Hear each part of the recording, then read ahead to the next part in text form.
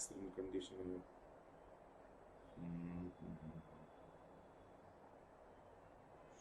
Scheiße.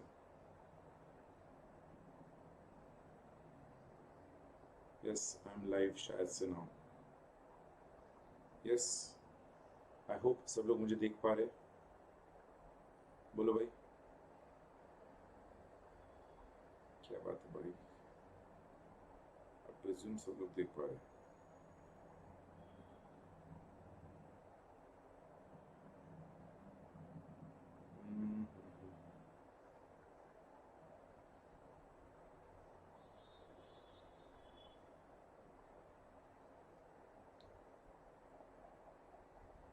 Yes. Jai Mata Di. Hello, good evening, Meghna, Shruti. Good evening. Trying to feel better.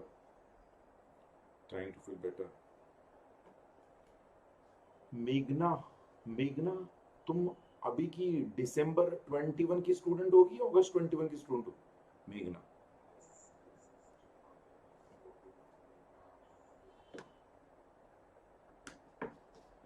Yes श्रुति. जय माता दी. जय माता दी सबको. जय माता दी भाई लोग. Trying to feel better. I am not 100% okay. दोस्तों, काफी कुछ हुआ है.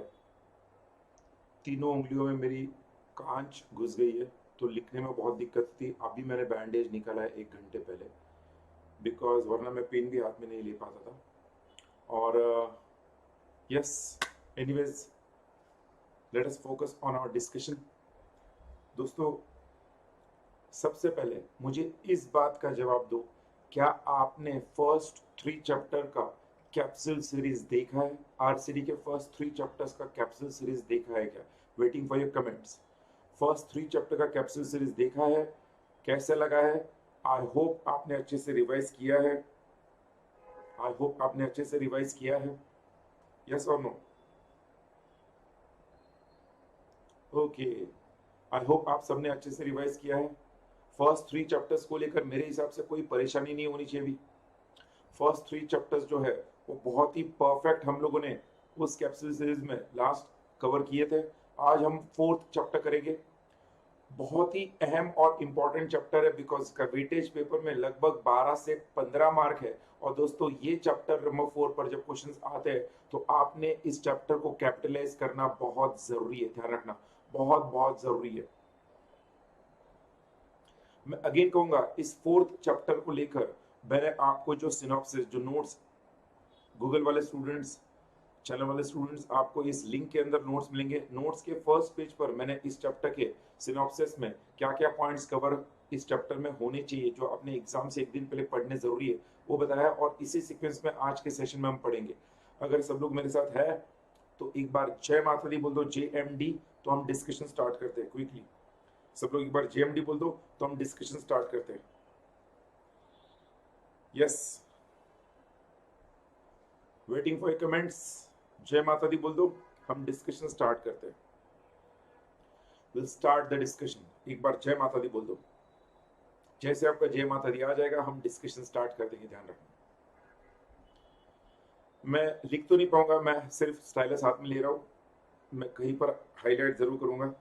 ओके, तो दोस्तों, सबसे पहले ये जो चैप्टर है, चैप्टर नंबर 4, मैं आपको बता रहा हूं, इस पूरे चैप्टर में फ्रॉड को लेकर जो भी एक्सप्लेनेशन है उसमें क्लैरिटी होना बहुत जरूरी है.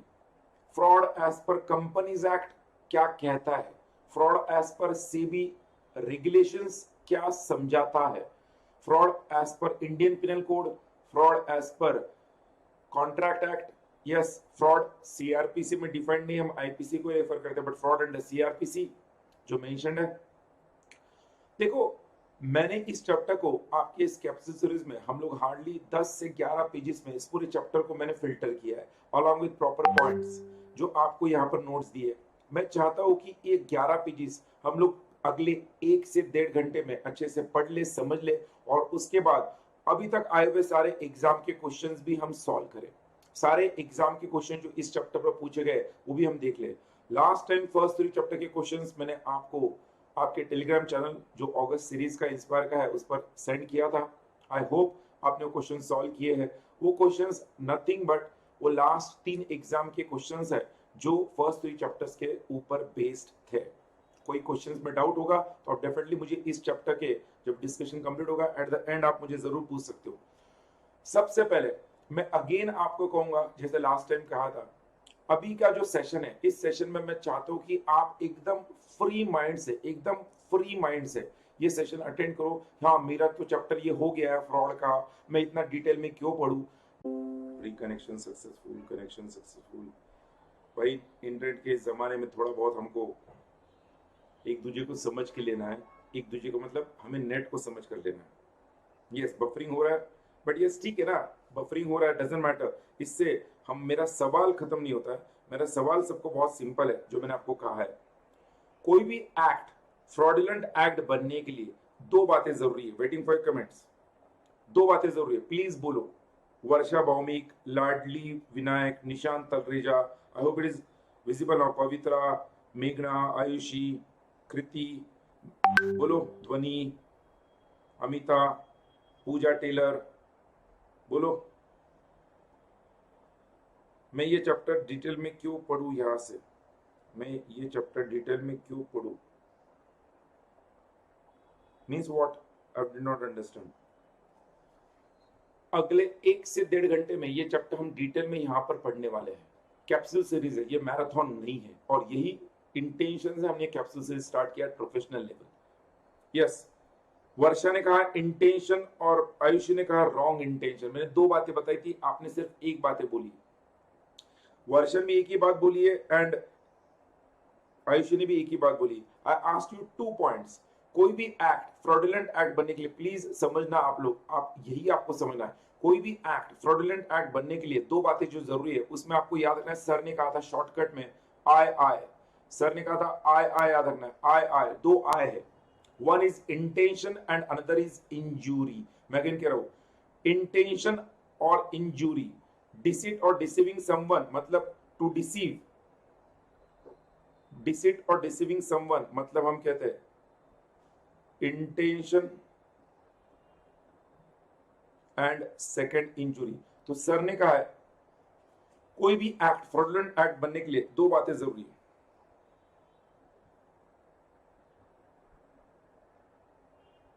अच्छा, मैं कह रहा था 2 बातें जरूरी है, one is intention and second is injury. दिमाग में फिट हो गया सबके?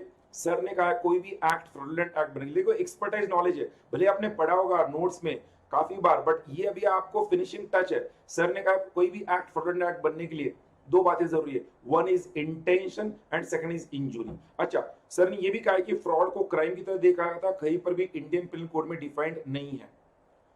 फ्रॉड जब हम कंपनीज एक्ट 2013 के अंदर रेफर करते हैं तो सेक्शन 447 के एक्सप्लेनेशन में फ्रॉड को उन्होंने डिफाइन किया है, और वो फ्रॉड का जो डेफिनेशन है उसमें खास खास बातें क्या है वो मैं आपको बता रहा हूं। आप मेरे साथ वो खास बातें वहां पर मार्क करोगे प्लीज। हम कहते हैं फ्रॉड के डेफिनेशन में खास बातें ये है कि फ्रॉड में जो पर्सन कंपनीज एक्ट के अंदर लायबल होगा वो fraud, any act, omission, concealment और ऑफ एनी फैक्ट और abuse of position.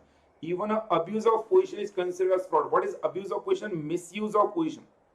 Misuse of position. और fraud कंपनीज एक्ट के अंदर जब होता है तो हम कहते हैं वहां पर उस पर्सन का इंटेंशन टू डिसीव है, इंटेंट टू डिसीव है, इंटेंट टू डिसीव और टू गेन अनफेयर एडवांटेज है, अनड्यू एडवांटेज है। तो हम कहते हैं सर ने कहा था देखो ऐसे तो फ्रॉड का डेफिनेशन था Indian contract act, IPC, CB, अलग अलग एक्ट्स में जब हम देखते हैं, मैं आपको यहाँ पे बता रहा हूँ वो माइन्यूट पॉइंट्स जो आपको याद रखने हैं हर एक्ट के डेफिनेशन में। जैसे कि मैंने 2 बातें बताई है, आई, फिर आपको बताया कि अंडर कंपनीज एक्ट आपको क्या याद रखना है कि फ्रॉड के अंदर अब्यूज ऑफ पोजीशन भी फ्रॉड माना गया है।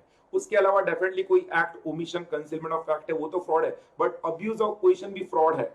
और कंपनीज एक्ट में आपको ये भी याद रखना है कि फ्रॉड में it is always an intent to deceive, बगैर इंटेंशन के फ्रॉड कंपनीज एक्ट के तहत नहीं होगा। सर आप ऐसा क्यों कह रहे हो? बिकॉज जब हम सेबी एक्ट का डेफिनेशन, सेबी रेगुलेशंस के तहत देखते हैं, सेबी के फ्रॉडुलेंट रेगुलेशन जो है उसके अंदर उनका है फ्रॉड के लिए इंटेंशन जरूरी नहीं है। इसलिए आपको शुरू में याद रखना है जो मैं कह रहा हूं, कंपनीज एक्ट कहता है फ्रॉड के लिए इंटेंशन टू डिसीव जरूरी है, इंटेंशन टू डिसीव जरूरी है। और साथ ही साथ हम कहते हैं to ensure the interest of the company और इट्स शेयर होल्डर्स और क्रिएटर्स और एनी अदर पर्सन, मतलब कंपनीज एक्ट में फ्रॉड होने के लिए the intention to deceive must be to ensure the stakeholders. Sir ने कहा था अब्यूज ऑफ पोजीशन होना चाहिए, ये मेन पॉइंट याद रखना है। सर ने कहा था इंटेंशन टू डिसीव होना चाहिए, सर ने कहा था to ensure the stakeholders होना चाहिए, फिर सर ने कहा था whether or not there is a wrongful gain और रॉन्गफुल लॉस। मतलब क्या, कंपनीज एक्ट के तहत फ्रॉड बनने के लिए आपको रॉन्गफुल गेन होना या अदर पार्टी को रॉन्गफुल लॉस होना जरूरी नहीं है, आपका सिर्फ इंटेंशन टू डिसीव था और to ensure the stakeholders था, तो भी वो फ्रॉड बन सकता है। अगर आपने आपका पोजीशन का अब्यूज करके किसी को नुकसान पहुंचाने के इंटेंशन से कोई एक्ट किया है, भले उसे नुकसान हुआ हो या ना हुआ हो, फिर भी वो क्या होगा, फ्रॉड बन जाएगा। तो मैंने आपको यहां पर ये कहा है कंपनीज एक्ट के पॉइंट ऑफ व्यू से आपको क्या याद रखना है, मैं कहूंगा अब्यूज ऑफ पोजीशन याद रखना है, आपको इंटेंट टू डिसीव याद रखना है, आपको इंजुरी टू द पर्सन याद रखना है, that is stakeholders, और whether there is caused any wrongful gain or wrongful loss ये याद रखना है। साथ ही साथ आपको याद रखना है कंपनीज एक्ट के अंदर वो फ्रॉड तब होगा जब वहां पर affairs of the company, fraud किसके साथ होगा, कंपनी के अफेयर्स और एनी बॉडी कॉर्पोरेट, भैया कोई भी बॉडी कॉर्पोरेट होना चाहिए, जरूरी नहीं कि कंपनी हो। फ्रॉड बनने के लिए it must be related to the affairs of the company. Affairs मतलब क्या, बिजनेस ट्रांजैक्शंस, कंपनी के जो ट्रांजैक्शंस है उसको लेकर फ्रॉड होना चाहिए। ऐसा क्यों भैया, सिक्योरिटीज लॉ में, सेबी में हम देखते हैं it is relating to securities, यहां पर हम कहते हैं अफेयर्स ऑफ कंपनी को लेकर है। अच्छा, तो सर ने यहां पर 5 बातें बताई है, क्या सबको 5 बातें समझिए तो यस सर कमेंट करो। अंडर कंपनीज एक्ट सर ने ये 5 बातें बताई है जो याद रखना है। बाकी डेफिनेशन तो बहुत सिंपल है, जो जनरली आपको हर एक्ट के डेफिनेशन में ये कॉमन पॉइंट्स मिलेंगे जो मैंने बताया नहीं है कि भैया कमिटेड बाय एनी पर्सन और any person with his consent, ये बातें हर एक जगह है। 5 बातें अगर सबको समझिए तो यस सर बोलो। कंपनीज एक्ट के तहत 5 बातें अगर सबको समझिए तो यस सर बोलो।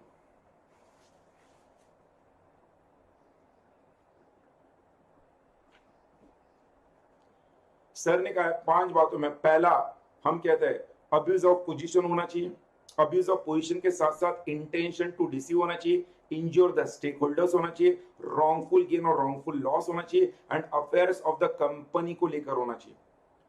शुरू में मैंने आपको ये बता दिया, फिर मैं आपको बताऊं ये जो चैप्टर है, चैप्टर नंबर 4, आप सबको ये पता है कि जे ईरानी कमेटी के रिकमेंडेशन पर कंपनीज एक्ट में बदलाव किया गया। तो जब जे ईरानी कमेटी फॉर्म हुआ था 2004 में, उन्होंने जब अपना रिपोर्ट दिया था गवर्नमेंट को, तो उन्होंने कंपनीज एक्ट में जो काफी चेंजेस लाने के लिए कहा था, उसमें एक बहुत बड़ा चेंज उन्होंने कंपनीज एक्ट के अंदर जो पेनल्टीज है, provisions related to penalties for fraudulently inducing a person to invest money should be made more stringent, मतलब फ्रॉड के पनिशमेंट प्रोविजंस को ज्यादा स्ट्रिंजेंट बनाने के लिए भी उन्होंने सिफारिश की थी। तो ये सवाल आपको आ सकता है कि जे ईरानी कमेटी ने वो क्या रिकमेंडेशंस किए थे जिसको लेकर स्ट्रिंजेंट क्या हो, पनिशमेंट्स हो for persons who are involved in inducing persons to invest money. मतलब any person who fraudulently induces a person to invest money, he should be made strictly liable under Companies Act। ये सिफारिश जो उन्होंने की थी, उसके तहत कंपनीज एक्ट 2013 ने क्या रिकमेंडेशंस को अडॉप्ट किया, वो रिकमेंडेशंस यहाँ पर मोटा मोटी 4-5 रिकमेंडेशंस वहां पर दिए। सबसे पहले जो जे ईरानी कमेटी ने सिफारिश की थी, मेरे साथ आप जरूर मार्क करना, आपको उतना याद रखना है कि भैया जो भी बंदा फ्रॉड को फ्रॉडुलेंट एक्ट करेगा, फ्रॉडुलेंट इंड्यूसमेंट करेगा, उसका वो फ्रॉडुलेंट इंड्यूसमेंट का जो ऑफेंस है वो नॉन कंपाउंडेबल होना चाहिए। साथ ही साथ कुछ केसेस में जो बंदा फ्रॉड के लिए जिम्मेदार होगा, उसके बैंक अकाउंट्स, कंपनी है तो कंपनी के बैंक अकाउंट्स को अटैच करना चाहिए। अगर कॉर्पोरेट फ्रॉड्स है तो उनको serious fraud investigation office SFIO को रेफर करना चाहिए। साथ ही साथ उन्होंने ये भी कहा था अगर कोई कंपनी फ्रॉडुलेंट कंडक्ट करती है, फ्रॉडुलेंट कंडक्ट के लिए कंपनी का लिफ्टिंग ऑफ कॉर्पोरेट विल होना चाहिए, मतलब doctrine of alter ego, lifting of corporate will होना चाहिए। अगर किसी कंपनी ने जो भी डिस्क्लोजर्स है, जो रेगुलेशंस है, लॉज और रेगुलेशंस है, उसके तहत डिस्क्लोजर्स का नहीं कंप्लायंस किया, नॉन कंप्लायंस किया, तो ऐसे केस में या गलत तरीके से पैसा रेज किया, रेज मनी फ्रॉडुलेंटली, सो ऐसे केस में उनको स्ट्रिक्ट पेनल्टी रिजिम होना चाहिए। मतलब non compliance with the disclosure और raising money fraudulently will be liable for strict penalty, ये भी उन्होंने सिफारिश की थी। और साथ ही साथ ये कहा गया जब भी कोई कंपनी और कंपनी के डायरेक्टर्स ऑफिसर्स इस पर्टिकुलर कंपनीज एक्ट के तहत डिफॉल्ट करता है फ्रॉडुलेंट प्रोविजंस का, तो कंपनी के लिए बेटर ये होगा कि उन प्रोविजंस का क्या करो, कंपाउंडिंग करे। हालांकि offences of fraudulent inducement non compoundable होंगे, बट कंपनी कंपाउंडेबल करे मतलब क्या, कुछ केसेस में कंपनी उसको गलती हुई ये कहते हैं कंपाउंडेबल ऑफेंस है, तो उसको तुरंत कंपनी फाइन पे कर कर उस पर्टिकुलर ऑफेंस को एक्सेप्ट कर लेना चाहिए, ये भी उन्होंने रिकमेंडेशन दिया था। ताकि बाकी हम कह सकते हैं it can lay down we can say ideal situation for all other companies, और वो भी उस ट्रेंड को फॉलो करे। इन शॉर्ट आपको समझना है कि जे ईरानी कमेटी के जो रेकमेंडेशंस थे, उन रेकमेंडेशंस को लेकर आपको याद रखना है कि जो भी बंदा फ्रॉड करेगा, फ्रॉडुलेंट इंडस्ट्रूमेंट को नॉन कंपाउंडेबल माना जाएगा, उनके तहत अटैचमेंट होगा बैंक अकाउंट्स का। कॉर्पोरेट फ्रॉड्स को सीरियस फ्रॉड इन्वेस्टिगेशन ऑफिस को रेफर करना चाहिए। उसके साथ ही साथ जो भी फ्रॉडुलेंट कंडक्ट होगा उसके तहत लिफ्टिंग ऑफ कॉर्पोरेट विल करना पड़ेगा कंपनी का, और कंपनी के वो डायरेक्टर्स शेयर होल्डर्स को treated as one and the same lifting of corporate will में, and they will be made personally liable, मतलब कंपनी के फ्रॉड के लिए वो पर्सनल लायबल किए जाएंगे, एंड स्ट्रिक्ट पेनल्टी होगा। ये जे ईरानी कमेटी के रिकमेंडेशंस थे। हम स्टेप बाय स्टेप जा रहे हैं, एक पर्टिकुलर पॉइंट के बाद मैं आपको बताऊंगा हम कहां तक पहुंचे इस चैप्टर के टोटल सिनॉप्सिस में से। मुझे बोलो अभी तक के डिस्कशन में मैंने आपसे ये दो बातें बताई है, फ्रॉड के लिए क्या जरूरी है, मैंने आपको कंपनीज एक्ट के अंदर फ्रॉड के अंदर कौन से 5 एसेंशियल एलिमेंट्स है कंपनीज एक्ट के, वो आपको बताया। बिकॉज जब डेफिनेशन आता है कंपनीज एक्ट के कंटेक्स्ट में, ये 5 बातें बहुत लिखना जरूरी है। और फिर मैंने आपको जे ईरानी कमेटी के जो रिकमेंडेशन है वो बताए। फिर जब हम आगे बढ़ते हैं general definition of fraud, fraud in general जब हम कहते हैं तो वो कहते हैं फ्रॉड इन जनरल में आपको समझना है it is a wrongful act. वो कहते हैं fraud in general refers to a wrongful और criminal deception, wrongful or criminal deception with the intention to एक पर्सन का फाइनेंशियल बेनिफिट दूसरे पर्सन का फाइनेंशियल लॉस। तो जनरली हम फ्रॉड को जब डिफाइन करते हैं in general terms, in common terms, तो हम कहते हैं फाइनेंशियल और personal gain to one party and financial और personal loss to another party. भैया एक पर्सन का फायदा दूसरे का नुकसान, तो जिसने ये किया जानबूझकर किया, इंजरी पहुंचाने के इंटेंशन से, वो फ्रॉड माना जाएगा। इन general terms financial or personal gain of one person and financial or personal loss to another person is treated as fraud provided that is done with a wrongful or criminal deception, मतलब motive intention। अगर वो ध्यान रखना, इसका मतलब एक person को, मेरी बात ध्यान सुनो, मैं आपको एक एग्जांपल दे रहा हूं, you'll understand this better। अगर आपको मेरे 5,000 रुपए देने थे, आप मेरे पास आए 5,000 रुपए लेकर और आपने मुझे 5,000 रुपए दे दिए, मैंने वो 5,000 रुपए नहीं गिने, आपने मुझे दिए, मैंने ऐसे रख लिए। बाद में जब मैं अपने ड्रॉअर में रख रहा था तो मुझे पता चला ये 5,500 है, आपसे गलती से एक 500 ज्यादा आ गया नोट। क्या हम कह सकते हैं मैंने आपके साथ फ्रॉड किया? क्या हम देखो आपका तो 500 का नुकसान हो रहा है, कैन वी से दैट मैंने आपके साथ फ्रॉड किया? क्या हम कह सकते हैं मैंने आपके साथ फ्रॉड किया? बोलो मुझे, वेटिंग फॉर कमेंट्स। मैंने जो एग्जांपल दिया, waiting for your comments।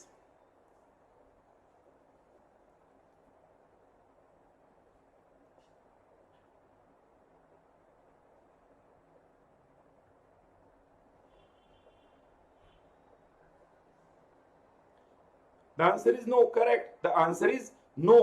भैया आपने 5,000 रुपए मुझे दिए, मैंने वैसे ही रख लिए, बाद में जब मैं गिन रहा था तो पता चला ये 5,500 है।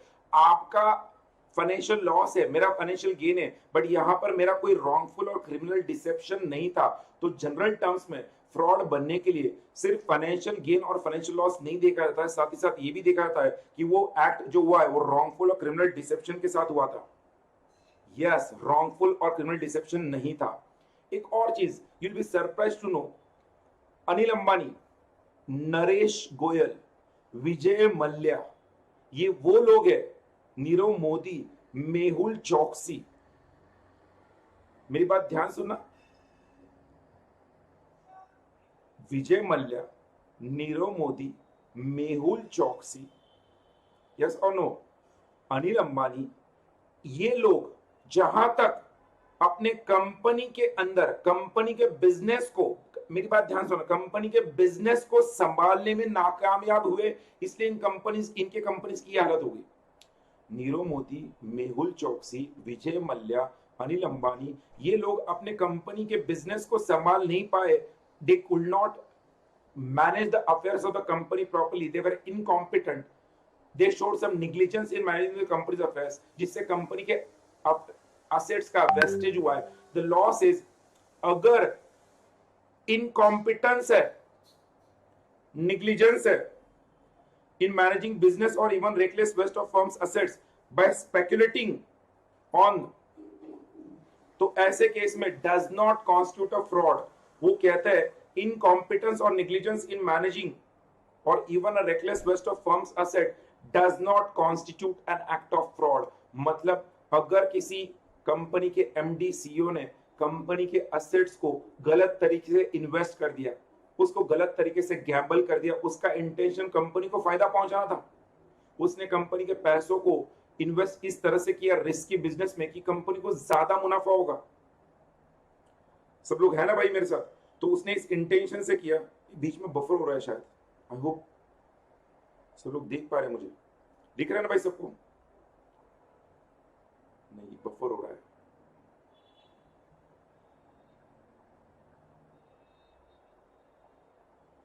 I don't know. I hope सब लोग हैं।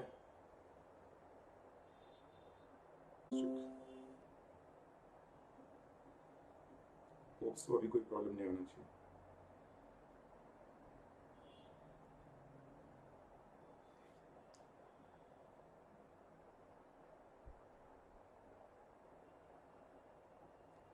यस, आई नो बफरिंग हो रहा है, ट्राइंग माय बेस्ट।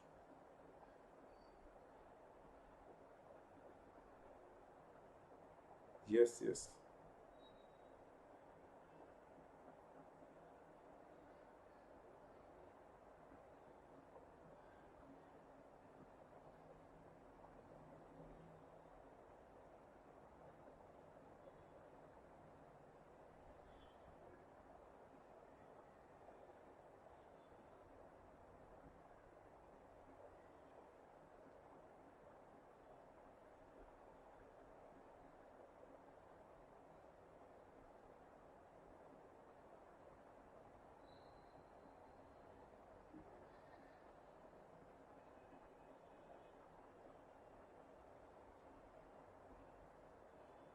हाँ दिख रहा है सबको?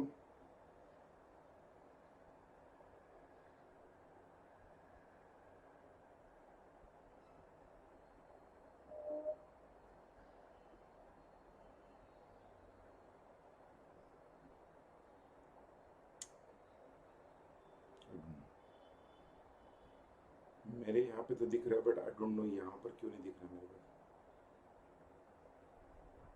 हाँ परफेक्ट, तुम बोल रहे हो परफेक्ट, बट मेरे पास तो नहीं है।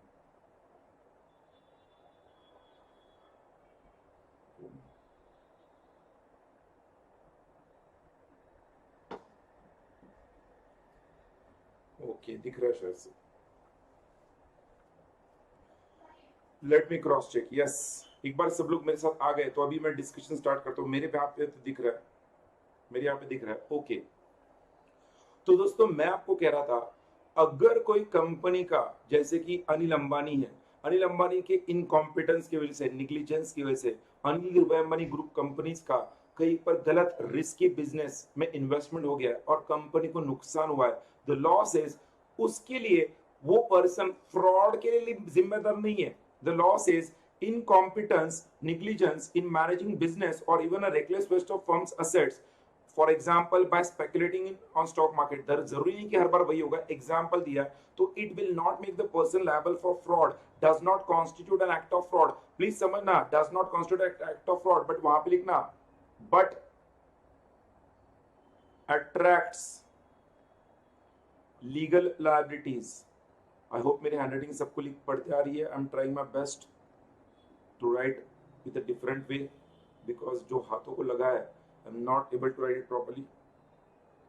मैं कह रहा था बट अट्रैक्ट्स लीगल लायबिलिटीज, मतलब अनिल अंबानी के निग्लिजेंस की वजह से, उनके इनकॉम्पिटेंस की वजह से अगर अनिल धीरूभाई अंबानी ग्रुप के कंपनीज के रिस्की बिजनेसेस में इन्वेस्टमेंट होने के कारण नुकसान हुआ है तो उसके लिए अनिल अंबानी को फ्रॉड के लिए लायबल नहीं किया जाएगा, उनके इनकॉम्पिटेंस नेग्लिजेंस के लिए। ध्यान रखना, फ्रॉड के लिए वो लायबल क्यों नहीं है? बिकॉज वहां पर उनका कोई रॉन्गफुल और क्रिमिनल डिसेप्टिव मोटिव नहीं था।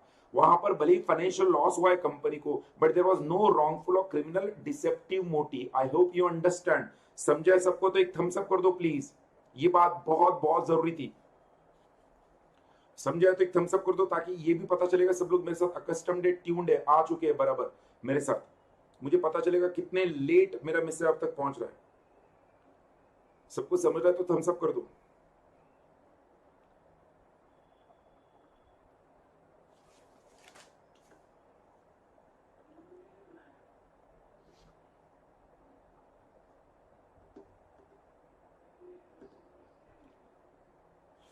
कितने लेट? ओके, तो भाई सबको ये समझ रहा है। तो सर ने कहा है फ्रॉड के लिए फाइनेंशियल लॉस और फाइनेंशियल गेन के अलावा आपको एक चीज याद रखनी है, रॉन्गफुल और क्रिमिनल डिसेप्टिव मोटिव होना चाहिए। Incompetence negligence in managing business is not will not make the person fraudulent liable, but yes he will, that will attract legal liabilities। वो लीगल लाइबिलिटी चलेगी उनके ऊपर, बट वो फ्रॉडुलेंटली लायबल नहीं होंगे। अच्छा, तो फ्रॉड को जब वो जनरली डिफाइन करते हैं, वो कहते हैं फ्रॉड एक सिविल रॉन्ग भी हो सकता है, फ्रॉड क्रिमिनल रॉन्ग भी हो सकता है। हम कहते हैं फ्रॉड में जरूरी नहीं कि लॉस ऑफ मनी और प्रॉपर्टी हो, it may cause no loss of money, property or legal right, but still an element of another civil or criminal wrong। Fraud के लिए हम कहते हैं अगर आपका इंटेंशन है इंजुरी पहुंचाने का, इंटेंशन है इंजुरी पहुंचाने का, कंपनी जा कहते हैं। ध्यान रखना, हम जब इंडियन कॉन्ट्रैक्ट एक्ट देखते हैं, ध्यान रखना दोस्तों, इंडियन कॉन्ट्रैक्ट एक्ट, अभी बता रहा हूं आपको, इंडियन कॉन्ट्रैक्ट एक्ट कहता है वही एक्ट फ्रॉड होगा जिसमें इंटेंशन के साथ साथ इंजुरी हो, इंजुरी होना चाहिए, उसे नुकसान होना चाहिए। कंपनी एक्ट कहता है इंटेंशन है और इंजुरी कॉज करने का इंटेंशन है, भले उसको नुकसान हो या ना हो, वो फ्रॉड होगा। और वो सिविल रॉन्ग और क्रिमिनल रॉन्ग बनेगा। वो जब पब्लिक इंटरेस्ट इन्वॉल्व है तो क्रिमिनल रॉन्ग है, और जब एक पर्टिकुलर पर्सन का इंटरेस्ट है तो सिविल रॉन्ग बन सकता है। तो fraud can be civil wrong और क्रिमिनल रॉन्ग। फिर हम कहेंगे बाकी चीजें आपको यहां पर सिंपल है। Fraud commonly understood as dishonesty calculated for advantage. जो बंदा फ्रॉड करता है उसे फ्रॉडस्टर कहते हैं। ये meaning and definition of fraud है। तो मैं कहूंगा फर्स्ट पेज पर हम लोगों ने जो डिस्कशन किया है सबको क्लियर है, तो ए बी बोलो, आप आगे बढ़ो। थोड़ा सा एक शुरू में 5-10 मिनट में अकस्टम्ड होने में टाइम लगेगा। ए बी बोलो। कोई भी डाउट है फर्स्ट पेज को लेकर तो कमेंट करो, वरना मैं आगे बढ़ रहा हूं क्विकली। आगे बढ़ते हैं। व्हाट इज फ्रॉड दिया है, व्हाट इज फ्रॉड दिया है। अब व्हाट इज फ्रॉड डेफिनेटली वहां पर मैं चाहूंगा पहले को अंडर ये सीआरपीसी है 1973, under CrPC 1973 what is fraud. तो भैया एक बार सबका आप आगे बढ़ो बोल दिया, चलो ठीक है हम आगे बढ़ते हैं। तो भैया अब जो बोला है what is fraud under CrPC, उसके बाद व्हाट इज फ्रॉड अंडर हम देख रहे हैं IPC, under IPC 1860, then what is fraud under Indian contract act 1872, और फिर फ्रॉड का definition under judicial view. Judicial view कौन सा है? वो doctor S Dutt, supreme court का केस है, लैंडमार्क केस है, याद रखना आपको नाम इस चैप्टर में, doctor S Dutt versus state of Uttar Pradesh, state of Uttar Pradesh. ये 4 अलग अलग टर्म्स, मतलब जुडिशियल व्यू क्या है फ्रॉड को लेकर वो भी हम देखेंगे। पहले सीआरपीसी में हम कहते हैं फ्रॉड को डिफाइन नहीं किया है। जब भी हमें सीआरपीसी में फ्रॉड को रेफर करना है तो we always refer to fraud as mentioned under Indian penal code IPC. अब will be surprised to know CrPC कहता है nowhere CRP defines fraud. CrPC के अंदर अब आईपीसी को जो फ्रॉड क्या है, आईपीसी के अंदर फ्रॉड को जिस तरह से एक्सप्लेन किया गया है उसको आपको यूज करना है सीआरपीसी में। जब हम आईपीसी देखते हैं तो IPC also does not define fraud. हाँ, बट आईपीसी का सेक्शन 25 में क्या फ्रॉडुलेंटली एक्ट बन सकता है, what will amount to fraudulently, ये डिफाइन किया गया। और एज पर द डेफिनेशन वो कहता है a person is said to do a thing fraudulently if he does with that thing with the intent to defraud, with the intent to defraud। मतलब अगर कोई व्यक्ति को फ्रॉडुलेंटली लायबल करना है उसका इंटेंशन टू डिफ्रॉड है बट नॉट अदरवाइज। मतलब इंटेंशन अगेन यहां पर जरूरी है। आईपीसी में क्या जरूरी है? इंटेंशन जरूरी है। ध्यान रखना, आपको हम कहते हैं ना जनरली इंटेंशन जरूरी है। अच्छा, इंटेंशन कहां पर जरूरी नहीं है, मैंने आपको कहा, ऐसा कोई बताया क्या इंटेंशन जरूरी नहीं है? इंटेंशन जरूरी है ऐसा एक पॉइंट मैंने बताया आपको? इंटेंशन इज नॉट नेसेसरी, बताया आपको मैंने? बोलो मुझे कहां पे जरूरी नहीं है? Quickly, waiting for your comments. मैंने बताया ना आपको, एक पर्टिकुलर रेगुलेशंस में वहां पर इंटेंशन जरूरी नहीं है। कंपनीज एक्ट में इंटेंशन जरूरी है, कॉन्ट्रैक्ट एक्ट में इंटेंशन जरूरी है, आईपीसी में इंटेंशन जरूरी है, आईपीसी में इंटेंशन जरूरी है। कहां पर इंटेंशन जरूरी नहीं है? Yes, under SEBI regulations, under SEBI regulations intention जरूरी नहीं। तो ध्यान रखना प्लीज, जब भी कोई सवाल आता है, आगे आपको एग्जाम में पूछा गया intention is an essential ingredient of fraud, तो आपको बताना पड़ेगा भैया कंपनीज एक्ट में इंटेंशन जरूरी है, आईपीसी में इंटेंशन जरूरी है, कॉन्ट्रैक्ट एक्ट में इंटेंशन जरूरी नहीं है, तो जनरल टर्म्स में इंटेंशन जरूरी है, इसलिए इंटेंशन एसेंशियल एलिमेंट है। तो आईपीसी भी कहता है इंटेंशन एसेंशियल एलिमेंट है, और फिर वो कहता है fraud as a crime IPC में माना गया, IPC consider fraud as a crime. कल को आ गया फ्रॉड इज अ क्राइम, तो फ्रॉड एज अ क्राइम कहां पे माना गया? आईपीसी में। कैसे? अगर किसी व्यक्ति ने धोखे से कोई प्रॉपर्टी को क्या किया है, रिमूव किया है या छुपाया है to prevent distribution among creditors, या फिर उस पर्सन ने क्या किया है, फ्रॉडलेंटली प्रिवेंटिंग डेब्ट being available for creditors, fraudulent execution of deed of transfer containing false statement of consideration, fraudulent removal और concealment of property, ये सारे transactions में हम मानते हैं वो criminal act है, because it is serious wrong। इसके बारे में हम डिटेल में आगे देखने वाले हैं। तो अंडर आईपीसी दो बातें आपको याद रखनी। नंबर वन, आईपीसी में वो एक्ट फ्रॉडलेंट एक्ट होगा अगर इंटेंशन टू डिसीव है, तो इंटेंशन टू फ्रॉड है तो, एंड आईटीसी में fraud can be considered as crime also, crime also Indian penal code में। फिर क्योंकि वो मेंस एरिया में ना, फिर under companies act, under companies act खास बात क्या ध्यान रखना, मैंने जो कहा कंपनीज एक्ट में हम खास बात ये कहते हैं,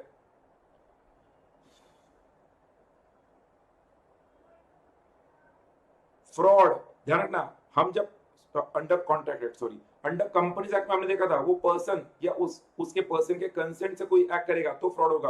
under Indian contract act fraud बनने के लिए वो व्यक्ति खुद या उसके कंसेंट से या उसका कोई एजेंट अगर वो एक्ट करे तो भी वो फ्रॉड बनेगा। ध्यान रखना, कंपनीज एक्ट में उस पर्सन के या उस पर्सन के कंसेंट से किसने एक्ट किया है तो फ्रॉड है। यहां पर वो कहते हैं कॉन्ट्रैक्ट एक्ट में अगर कोई व्यक्ति का एजेंट है तो भी उस केस में फ्रॉड है, मतलब एजेंट ने एक्ट किया, प्रिंसिपल को नहीं पता है तो भी प्रिंसिपल लायबल है, एजेंट के एक्ट के लिए भी प्रिंसिपल लायबल है अंडर कॉन्ट्रैक्ट एक्ट। और एक चीज जो कॉन्ट्रैक्ट में जरूरी है, जो हम कहते हैं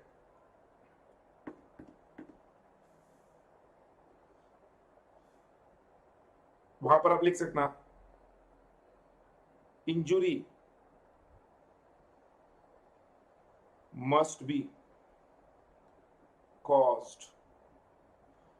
कंपनी एक्ट में मिलता है रॉन्गफुल गेन और रॉन्गफुल लॉस हो या ना हो, whether or not there is wrongful gain और लॉस। कॉन्ट्रैक्ट एक्ट कहता है there must be injury, the person must be cheated, the person must have been misled by that particular act, उसके साथ धोखाधड़ी होना जरूरी है to call that act as a fraudulent act under contract act. Contract act के लिए injury must be caused. हम कहते हैं सिर्फ इंटेंशन टू कॉज इंजुरी है अंडर कंपनीज एक्ट तो भी फ्रॉड है, intention to cause injury under companies act, under Indian contract act injury होना जरूरी है to constitute that act as a fraud. फिर वो बाकी का डेफिनेशन कॉन्ट्रैक्ट का मैं डिस्कस नहीं करूंगा। Mere silence as to acts likely to affect willingness of a person to enter into contact is not a fraud। हालांकि उसके दो एक्सेप्शंस है, ये आपने पढ़ा, duty of a person to speak and silence is equal to speech. मेरे हिसाब से ये पार्ट आप लोगों ने ऑलरेडी पढ़ा हुआ है इंडियन कॉन्ट्रैक्ट में फाउंडेशन लेवल पर, तो एग्जीक्यूटिव लेवल में ईबीसीएल में क्या मैं कहूँ under Indian contract act and under IPC fraud को क्या जरूरी है, फ्रॉड के लिए सबको क्लियर है। आईपीसी में क्या जरूरी है, intention to defraud, and IPC में fraud can be a crime. Indian contract में क्या जरूरी है, वो व्यक्ति या उसका कोई एजेंट अगर करे तो भी एक्ट, वो भी फ्रॉडलेंट एक्ट बनेगा प्रोवाइडेड उस अदर पार्टी के साथ क्या होना चाहिए, इंजुरी होना चाहिए, injury must be caused to the other party. Clear है? तो एक थम्स अप करो, मैं आगे बढ़ता हूं। अंडर जुडिशियल व्यू, इसको इंपॉर्टेंट मार्क करना, the supreme court in doctor S Dutt versus state of UP क्या कहा उन्होंने फ्रॉड को लेकर, वो हम डिस्कस करेंगे। अगर क्लियर है आईपीसी और कॉन्ट्रैक्ट एक्ट तो एक थम्स अप कर दो, मैं सुप्रीम कोर्ट की जुडिशियल व्यू के बारे में डिस्कस करता हूं।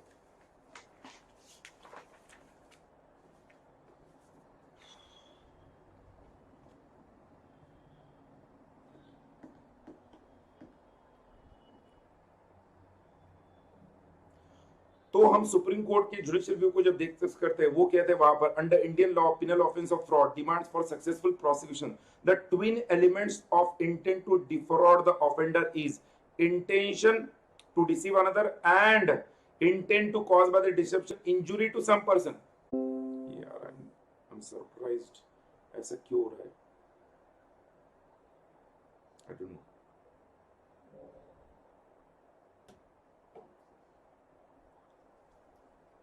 अगेन बफरिंग हो रहा है ना?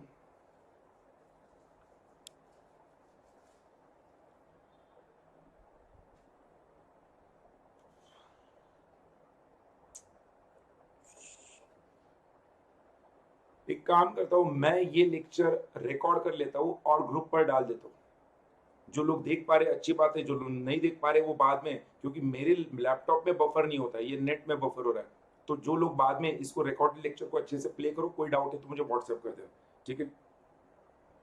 इंटरनेट को सैनिटाइज करना पड़ेगा। आई डोंट नो ये क्या हो रहा है, बीच बीच में ऐसा हो रहा है। जो लोग पॉसिबल है जिनको देखना वो देख लो, कोई दिक्कत नहीं। हाँ, तो हम डिस्कस करते हैं एसेंशियल एलिमेंट्स ऑफ फ्रॉड में। यहां पर again actually deceive the other party या कोई act fitted to deceive, any such act or omission that lawfully specially declares as void and wrongful gain and wrongful loss is immaterial।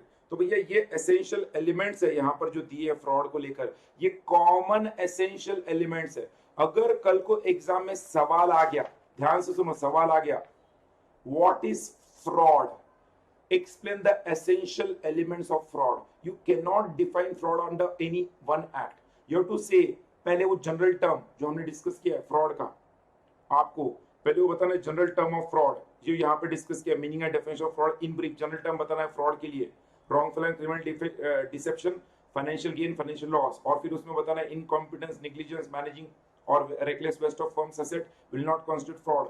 उसके बाद तुम्हें बताना है यहाँ पर under CrPC, IPC, under Indian contract act, judicial view, ये refer देना है, और फिर एसेंशियल एलिमेंट्स को मेंशन करना है। This is the common essential elements. Clear है सबको? तो मैं आगे बढ़ता हूं दोस्तों। मैं आपको अगेन कहूंगा, ये जो तरीका मैं आपको बता रहा हूं ये एक्सपर्टाइज्ड टच दे रहा हूं। ध्यान रखना, एट आरसीडी स्टूडेंट को कंसेप्ट समझते समय पेपर में क्वेश्चन आने के बाद उन्हें स्ट्राइक नहीं होता है कि क्या लिखना है। मैं उस पॉइंट से आपको बता रहा हूं कि क्वेश्चन क्या आ सकता है और किस तरह से आपको प्रेजेंट करना है। जब क्वेश्चन आएगा what is fraud, what are the essential elements of fraud, तो आपको ये इस तरह से लिखना है। जब हम आगे बढ़ते हैं, various ways of corporate fraud, various ways of corporate fraud, ये भी आपको समझना है। कॉर्पोरेट फ्रॉड कंडक्ट करने के लिए अलग अलग तरीके क्या है, तो यहां पर वो कहता है कॉर्पोरेट फ्रॉड तभी होगा वो जब loss of assets by corporation और acts perpetrated by the corporation to take funds from others. मतलब क्या, दो तरीके से होता है, एक तो कॉर्पोरेट फ्रॉड, एक तो कंपनी के असेट्स को नुकसान पहुंचाया गया, यहां पर loss of assets by a corporation और acts perpetrated by the corporation to take fund from others. जब यहां पर कंपनी को नुकसान पहुंचाया जाता है डायरेक्टर्स की तरफ से, कंपनी को नुकसान पहुंचाया गया है डायरेक्टर्स के, हम कह सकते हैं कुछ रॉन्गफुल मोटिव से कंपनी के असेट्स को डायरेक्टर्स चुपचाप अपने नाम से ट्रांसफर कर रहे हैं, तो उस केस में लॉस ऑफ असेट्स तो कंपनी है, तो कंपनी वहां पर विक्टिम है। बट जब कंपनी के नाम से डायरेक्टर्स ने थर्ड पार्टी के साथ फ्रॉड किया है और उनको नुकसान पहुंचाया है, तो वहां पर company will itself be considered as a fraudster. इसको लेकर भी हमें डिस्कस करना है। जब कोई फ्रॉड होता है डायरेक्टर की तरफ से, तो कंपनी फ्रॉडस्टर है या विक्टिम है। जब थर्ड पार्टी के साथ कोई फ्रॉड हुआ है, कंपनी के डायरेक्टर्स की तरफ से थर्ड पार्टी के साथ फ्रॉड हुआ है, तो company will be considered fraudster, because third party को कॉम्पेंसेट कौन करेगा? थर्ड पार्टी को कॉम्पेंसेट कौन करेगा? कंपनी करेगी। हाँ, बट जब उन डायरेक्टर्स ने कंपनी के साथ ही फ्रॉड किया है, कंपनी के एसेट्स को अपने नाम से ट्रांसफर किया है, तो वहां पर कंपनी विक्टिम है। ऐसे अलग अलग एग्जांपल्स है कॉर्पोरेट फ्रॉड्स के, जिसमें हम कहते हैं यहां पर पहला है पर्सनल परचेसेस, कंपनी के पैसों को खुद के परचेसेस के लिए यूज करना, या फिर फेक एम्प्लॉयज क्रिएट करके उनके नाम से सैलरी ट्रांसफर करना, जिसको घोस्ट एम्प्लॉयज भी कहते हैं, या फिर हम कहते हैं फंड्स कंपनी के अकाउंट में आने से पहले उसको क्या करना, अपने बैंक अकाउंट में ट्रांसफर कर देना। कैश आया, ड्रॉअर में डाला ही नहीं, सीधा अपने बैंक अपने बटुए में डाल दिया। इंटरसेप्टिंग द फंड्स या टैक्स की चोरी करना या असेट्स की चोरी करना या कंपनी के असेट्स को अनऑथराइज्ड वे में यूज करना या गलत फाइनेंशियल स्टेटमेंट्स को प्रेजेंट करना, ये सारे कॉर्पोरेट फ्रॉड्स माने जाएंगे। वो कहते हैं कॉर्पोरेट फ्रॉड्स को अगर आपको अच्छे से हैंडल करना है उसका एक ही रास्ता है and that is forensic audit. Corporate frauds को अवॉइड करने के लिए फॉरेंसिक ऑडिट को कैरी आउट करना पड़ेगा प्रॉपर्ली एंड विजिल मैकेनिज्म रखना पड़ेगा, क्लोज वॉच रखना पड़ेगा। क्योंकि अगर कॉर्पोरेट फ्रॉड में कंपनी क्या मैनेजमेंट इन्वॉल्व है तो ऐसे केस में उसको रोकना नामुमकिन है। वो कहता है thus corporate fraud is extremely difficult to stop even by the most robust control system if senior management is involved and therefore forensic audit if carried out properly can act as a check and vigil mechanism on frauds। ध्यान रखना जब सवाल आता है corporate frauds क्या है तो इस सवाल के एंड में ये जो पॉइंट नंबर 3 कंक्लूजन में मैंने बताया कॉर्पोरेट फ्रॉड्स इस तरह से होते हैं और उनको रोकना है तो सही तरीका है कि फॉरेंसिक ऑडिट को प्रॉपर्ली कैरी आउट करो जो एक विजिल मैकेनिज्म की तरह काम करेगा इन फ्रॉड्स के ऊपर। So the solution for corporate fraud is carrying out forensic audit in detail properly because अगर मैनेजमेंट खुद इन्वॉल्व है तो उस फ्रॉड को रोकना नामुमकिन है। आई होप सब लोग मेरे साथ है अभी तक के डिस्कशन में। अगर सबको क्लियर है तो कोई अच्छा सा प्यारा सा कमेंट दो तो मैं समझूंगा कि आप मेरे साथ हो। फिर मैं आगे बढ़ते हैं फ्रॉड एज पर सेबी रेगुलेशंस में जाते हैं। फ्रॉड एज पर सेबी रेगुलेशन बात है। सब लोग अगर मेरे साथ है तो कोई अच्छा सा प्यारा सा कमेंट दे दो भाई। आई होप जो लोग इसको यूट्यूब पर देख रहे हैं इंस्पायर चैनल पे आप भी मेरे साथ हो, इन नोट्स को आप यूज करो। मैं अगेन कह रहा हूँ, मैं डंके की चोट पर बता रहा हूँ, दावे के साथ बोल रहा हूँ, ये जो भी नोट्स आपको दिए इस चैप्टर को, इस नोट्स के बाहर का एक भी क्वेश्चन अगर आपके एग्जाम में आ गया ना प्रोफेशनल लेवल में आरसीडी के चैप्टर नंबर 4 को लेकर तो आप बोलोगे हार जाऊंगा। हर तरह का क्वेश्चन जो चैप्टर नंबर 4 को लेकर आ सकता है वो हर एक पॉइंट इस 11 पेज के नोट्स में कवर किया मैंने। यही खासियत है, यही खासियत ध्यान रखना। मैं अगेन कहूंगा यही खासियत है, ध्यान रखना। अब हम बढ़ते हैं fraud defined under SEBI regulations 2003। भैया सेबी रेगुलेशंस के अंदर फ्रॉड का डेफिनेशन क्यों महत्वपूर्ण हो जाता है? भैया उन्होंने हर वो पहलू कवर किया, कुछ छोड़ा ही नहीं सेबी रेगुलेशंस 2003 ने। बट सबसे इंपॉर्टेंट चीज जो सेबी रेगुलेशंस में ये है वो हम कहते हैं, जो मैंने वहां पर लिखना है, whether in a deceitful manner और not, whether in a deceitful manner or not। भैया अभी तक हम पढ़ते आए कंपनीज एक्ट में, कॉन्ट्रैक्ट एक्ट में, आईपीसी में, हर जगह पर सुप्रीम कोर्ट के जज का कहना था कि फ्रॉड के लिए इंटेंशन जरूरी है, इंटेंशन टू कॉज इंजरी जरूरी, इंटेंशन जरूरी है। यहां पर वो कहते हैं whether in a deceitful manner और नॉट, मतलब क्या? Intention not necessary, intention not necessary, ये खास बात है भाई। सेबी रेगुलेशंस कहता है intention not necessary, intention not necessary. कैसे कहते हो? Whether in a deceitful manner not, ये खास है। फिर वो जो दिया fraud includes any act, expression, omission और कंसीलमेंट कमिटेड, ये हर जगह है, ये कंपनीज एक्ट में भी है, तो ये मैं नहीं पढ़ूंगा, ये इंपॉर्टेंट है। Whether in a deceitful manner not, फिर बाय अ पर्सन और by any other person with his connivance, ये खास बात है, और बाय हिज एजेंट। भैया कंपनीज एक्ट कहता है बाय द पर्सन और with his connivance by any other person, मतलब वो व्यक्ति खुद या उसके कंसेंट से कोई और व्यक्ति। यहां पर ये कहता है फ्रॉड कहता है अंडर सेबी रेगुलेशन वो पर्सन या उसके कंसेंट से कोई पर्सन या उसका एजेंट, मतलब अगर एजेंट अपॉइंटेड है, उसने आपका कंसेंट लिया हो ना लिया हो, अगर वो एजेंट है उसने किया हुआ एक्ट भी फ्रॉडलेंट एक्ट माना जाएगा। तो ये खास बात है again under SEBI regulation.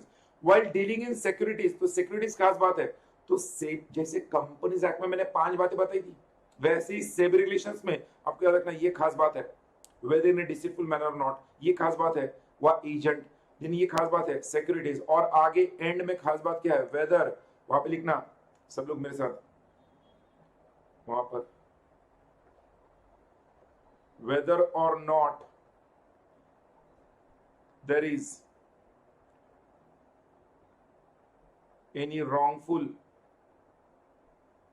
gain, whether or not there is wrongful gain, or I'm not able to write properly, I'm trying my best, or avoidance of any loss। अच्छा, इसमें क्या खास बात है? वहां पर था whether or not there is a wrongful gain or wrongful loss, यहां पर है whether or not there is a wrongful gain or avoidance of any loss। whether or not there is a wrongful gain or avoidance of any loss, that is the difference। और companies act में whether there is wrongful gain और wrongful loss. I hope you understand, सबको समझ रहा है ना भाई? Wrongful gain, wrongful loss, yes Varsha is right. Wrongful gain और अवॉइडेंस ऑफ एनी लॉस है यहाँ पर, whereas under companies act it is wrongful gain और रॉन्गफुल लॉस। जब डिफरेंस पूछा जाता है under companies act and under SEBI regulations, भूलना नहीं है। सर ने सेबी रेगुलेशंस में कहा था इंटेंशन नॉट नेसेसरी, सर ने कहा था सेबी रेगुलेशंस में वो एजेंट होगा, सर ने कहा था सिक्योरिटीज के केस में, सर ने कहा था अवॉइडेंस ऑफ लॉस है। क्या बात है भाई। फिर इसके अलावा फ्रॉड में और क्या आता है सेबी रेगुलेशंस में? Misrepresentation of a true और कंसिडर्ड मटेरियल फैक्ट, ये तो कॉन्ट्रैक्ट एक्ट में भी था। Suggestion of a fact which is not true by one who does not believe to be true, ये कॉन्ट्रैक्ट में था। एक्टिव कंसिडर्ड ऑफ फैक्ट, ये एसेंशियल एलिमेंट था। तो हिंट, मेरी बात ध्यान सुनो, मैं आपको बता रहा हूं सर हमें याद कैसे रखना है भैया, ये शॉर्टकट है और ये एक्सपर्टाइज टच है जो कैप्सूल सीरीज में मिल सकता है, मैराथन में नहीं मिल सकता। मैं जो बोल रहा हूं ध्यान से सुनो, अगर एग्जाम में क्वेश्चन आता है फ्रॉड एज पर सेबी रेगुलेशंस, मेरी बात ध्यान सुनो, फ्रॉड एज पर सेबी रेगुलेशंस, आपको ये जो चीजें मैंने बताई है इंपॉर्टेंट, 1 एजेंट वाली, 2 सिक्योरिटी वाली, 3 और whether not there is wrongful gain और रॉन्गफुल लॉस, ये 4, ये चीजें आपको याद रखनी है, ये चीजें याद रखनी है। और इन चीजों के बाद आपको ये चीजें तो लिखनी है, फ्रॉड के डेफिनेशन लिखते हो ये लिखनी है, और इनके अलावा आपको शॉर्टकट बता रहा हूं, ये जो कॉमन एसेंशियल एलिमेंट्स है ना उनको उतार दो, कॉमन एसेंशियल एलिमेंट्स उतार दो। अच्छा, कंपनीज एक्ट में पूछा गया तो कंपनीज एक्ट की जो इंपॉर्टेंट 5 बातें जो अलग हटके हैं वो लिखो और उसके बाद कॉमन एसेंशियल एलिमेंट्स डाल दो। कॉन्ट्रैक्ट एक्ट पूछा गया, कॉन्ट्रैक्ट की जो 2 बातें बताई इंपॉर्टेंट वो याद रखो, फिर कॉमन एसेंशियल एलिमेंट्स डाल दो। अंदर की बात है, किसी को बोलने का नहीं, सीक्रेट है सीक्रेट, बिकॉज आप देखा मोर ऑफ द लिस्ट ये डिफरेंसेस जिसको समझा है, फिर हर जगह कॉन्ट्रैक्ट एक्ट हो, कंपनीज एक्ट हो, सेबी रेगुलेशंस हो, कॉमन एसेंशियल एलिमेंट्स से आते हैं। Promise made without intention of performing it, reckless and careless manner, भैया ये थोड़ी हमें लर्न करना है, स्टूडेंट इसका रट्टा मारते। भैया प्रोफेशनल लेवल पर हो, सीएस बनने वाले हो, इसका रट्टा मारोगे तो तुम में और फाउंडेशन के स्टूडेंट में फर्क क्या रहा? तुम्हें लॉजिक लगाना चाहिए। सर ने कहा था कि भाई हमें हमें इस तरह से याद रखना है कि जो इंपॉर्टेंट एलिमेंट्स है अंडर सेबी रेगुलेशंस उसको दिमाग में रखो और कॉमन एसेंशियल एलिमेंट्स उसको जोड़ दो, सिंपल है, याद रखना वही आने वाला है। क्योंकि जो डिफरेंसेस है वो हम याद रख रहे, we are not, I am not giving you wrong path, I am showing you a shortcut to remember all those points. आप देखोगे नीचे कंपनीज एक्ट और सेबी रेगुलेशंस को लेकर जो डिफरेंस पूछा है फ्रॉड का, comparison between SEBI regulations companies act, देखो वही मिलेगा आपको।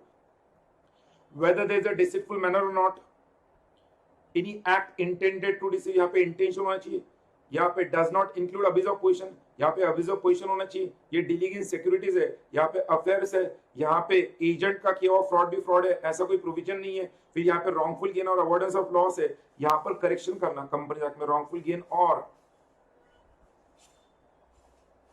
रॉन्गफुल लॉस करना। स्टूडेंट्स क्या करते हैं, रट्टा मारते बैठते हैं, अरे यार फ्रॉड एंड सेग्रीगेशन, रुक ना, ओ अरे भाई प्रोफेशनल का बंदा है, ऐसा ना कर मुन्ना, ऐसा ना कर। वो पेपर चेकर हंसेगा, रटा हुआ आंसर लिख रहा है, अरे लॉजिकल लगा भाई, सर ने कहा था ओके ये 4 बातें, उसके बाद कॉमन एसेंशियल कंपनी वो 5 बातें कॉमन एसेंशियल्स। देखो ना डिफरेंस, डिफरेंस याद रखो, बाकी common essentials may or may not be any intention to injury, injury का इंटेंशन यहां पे जरूरी नहीं है। Then must be an intention to injury, वही तो हम कहते हैं ना, ये पॉइंट नंबर 1 को लेकर ही है, whether this is deceitful manner not, मतलब इंजुरी का इंटेंशन जरूरी नहीं है, यहाँ पे इंजुरी का इंटेंशन जरूरी है। हो गया ना भाई? तो fraud under companies act, fraud under SEBI regulations, fraud under IPC, fraud under contract act, fraud under CrPC, fraud का जनरल डेफिनेशन, ये सब हमने डिस्कस कर लिया। J Irani committee recommendations of fraud discuss कर लिया। अगर मैं कहूं हम लोगों ने हमारे सिनॉप्सिस के तहत जो आपको इस चैप्टर में पढ़ना है, क्या क्या देखा है, पॉइंट नंबर 1 देख लिया, पॉइंट नंबर 2 जनरल डेफिनेशन देखा, फ्रॉड अंडर सीआरपीसी देखा, आईपीसी देखा, कॉन्ट्रैक्ट देखा, जुडिशियल व्यू देखा, S Dutt versus state of Uttar Pradesh का कंपनीज एक्ट देखा, सेबी रेगुलेशन देखा, एसेंशियल एलिमेंट्स ऑफ फ्रॉड देखा, various ways of corporate fraud देखा। अरे ठोको ताली, use of sections 447 various places of the act. मैं कहूंगा ये आपके नॉलेज पर आपको लिखते रहना चाहिए, कंपनीज एक्ट में कौन से सेक्शन है जहां पर 447 का इस्तेमाल है। भैया आपको तो एक तो पता है criminal liability for misstatement in prospectus है, एक कंपनी के इनकॉर्पोरेशन को लेकर है, आपको ऐसे कुछ 5-7 सेक्शंस याद रखिए, वो छाप देने। बढ़ते आगे नेक्स्ट पेज पर, आपके नोट्स में आ जाओ। ये तो पता, देखो ये नोट्स इस तरह से डिफाइन किया ना दोस्तों, कैप्सूल सीरीज। आपको ऐसा लगना चाहिए यार मां कसम साला हम लोग ये आरसीडी को लेकर 9 चैप्टर को लेकर लगभग 100 घंटे पढ़े हैं, 150 घंटे पढ़े, और यहाँ पर सर ने तो 9 से 12 घंटे में पूरा आरसीडी कवर कर लिया। मजाक है यार, हर एक पॉइंट कवर कर लिया। ये कैसे जादू किया भाई? इसीलिए तो एक्सपीरियंस मैटर्स दोस्त, एक्सपीरियंस मैटर्स। फिर हम आगे बढ़ते हैं, punishment of fraud under section 447। भैया इसके बारे में ये जो टेबल और चार्ट मैंने दिया ना, इसको दिमाग में फिट कर दो, और यहाँ पर सिर्फ पहले इसमें लिखना जो लेस देन 10 lakhs और 1% of turnover which is lower है and does not involve public interest. मुझे नहीं लगता है इसको लेकर मुझे कोई डिस्कशन की जरूरत है। ये अगर किसी को नहीं आ रहा है तो समझना दाल में कुछ काला है, या पूरी दाल ही काली है, या उस स्टूडेंट ने एक तो आरसीडी को ऑप्शन में रखा है, या इंस्टीट्यूट ने उसे इस अटेम्प्ट के लिए ऑप्शन में रखा है। दो में से एक ही हो सकता है। Punishment for fraud under section 447, इसका टेबल आप याद रख सकते हो, ये इंपॉर्टेंट है इसमें। फिर इसमें मैं कहूंगा कंपाउंडेबल और नॉन कंपाउंडेबल ऑफेंसेस कौन है, ये भी सबको पता है भैया। जिन ऑफेंसेस में सिर्फ फाइन है या जहां पर फाइन और इम्प्रिजनमेंट ऑफ बोथ है वो कंपाउंडेबल है। कौन से नॉन कंपाउंडेबल है? जहां पर इम्प्रिजनमेंट है, बोथ इम्प्रिजनमेंट फाइन है, वो नॉन कंपाउंडेबल है। जिन ऑफेंसेस में 25 लाख से कम का फाइन है वो कंपाउंडिंग कौन करेगा? रीजनल डायरेक्टर करेगा। लिखो उधर 25 लाख से ज्यादा का फाइन है, 25 लाख या उससे ज्यादा का फाइन है, वो कौन कंपाउंड करेगा? NCLT, national compound tribunal compound करेगा। हो गया है तो ठोकर ताली। हम अगले पेज पर बढ़ते। इतने जल्दी हम लोग आगे बढ़ रहे, बट घाई गड़बड़ करके नहीं बढ़ रहे, बहुत डिटेल में कैसे क्वेश्चन आने पर क्या लिखना है वो बढ़ के आगे बढ़ रहे, समझ कर आगे बढ़ रहे। और जब एंड में मैं आपको रिसेंट सारे एग्जाम के क्वेश्चन दिखाऊंगा, अब बोलोगे सर मजा आ गया। क्वेश्चन पेपर ही सामने रखेंगे ना, अब बोलोगे सर मजा आ गया।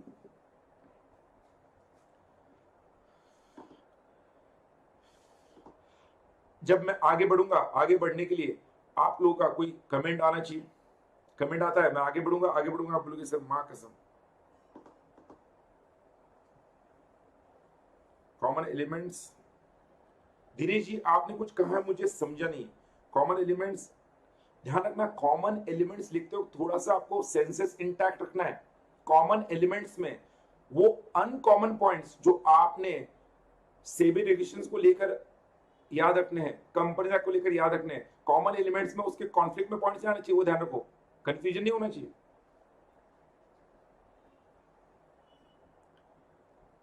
ओके क्लियर है, परफेक्ट। तो दोस्तों आगे बढ़ते हैं।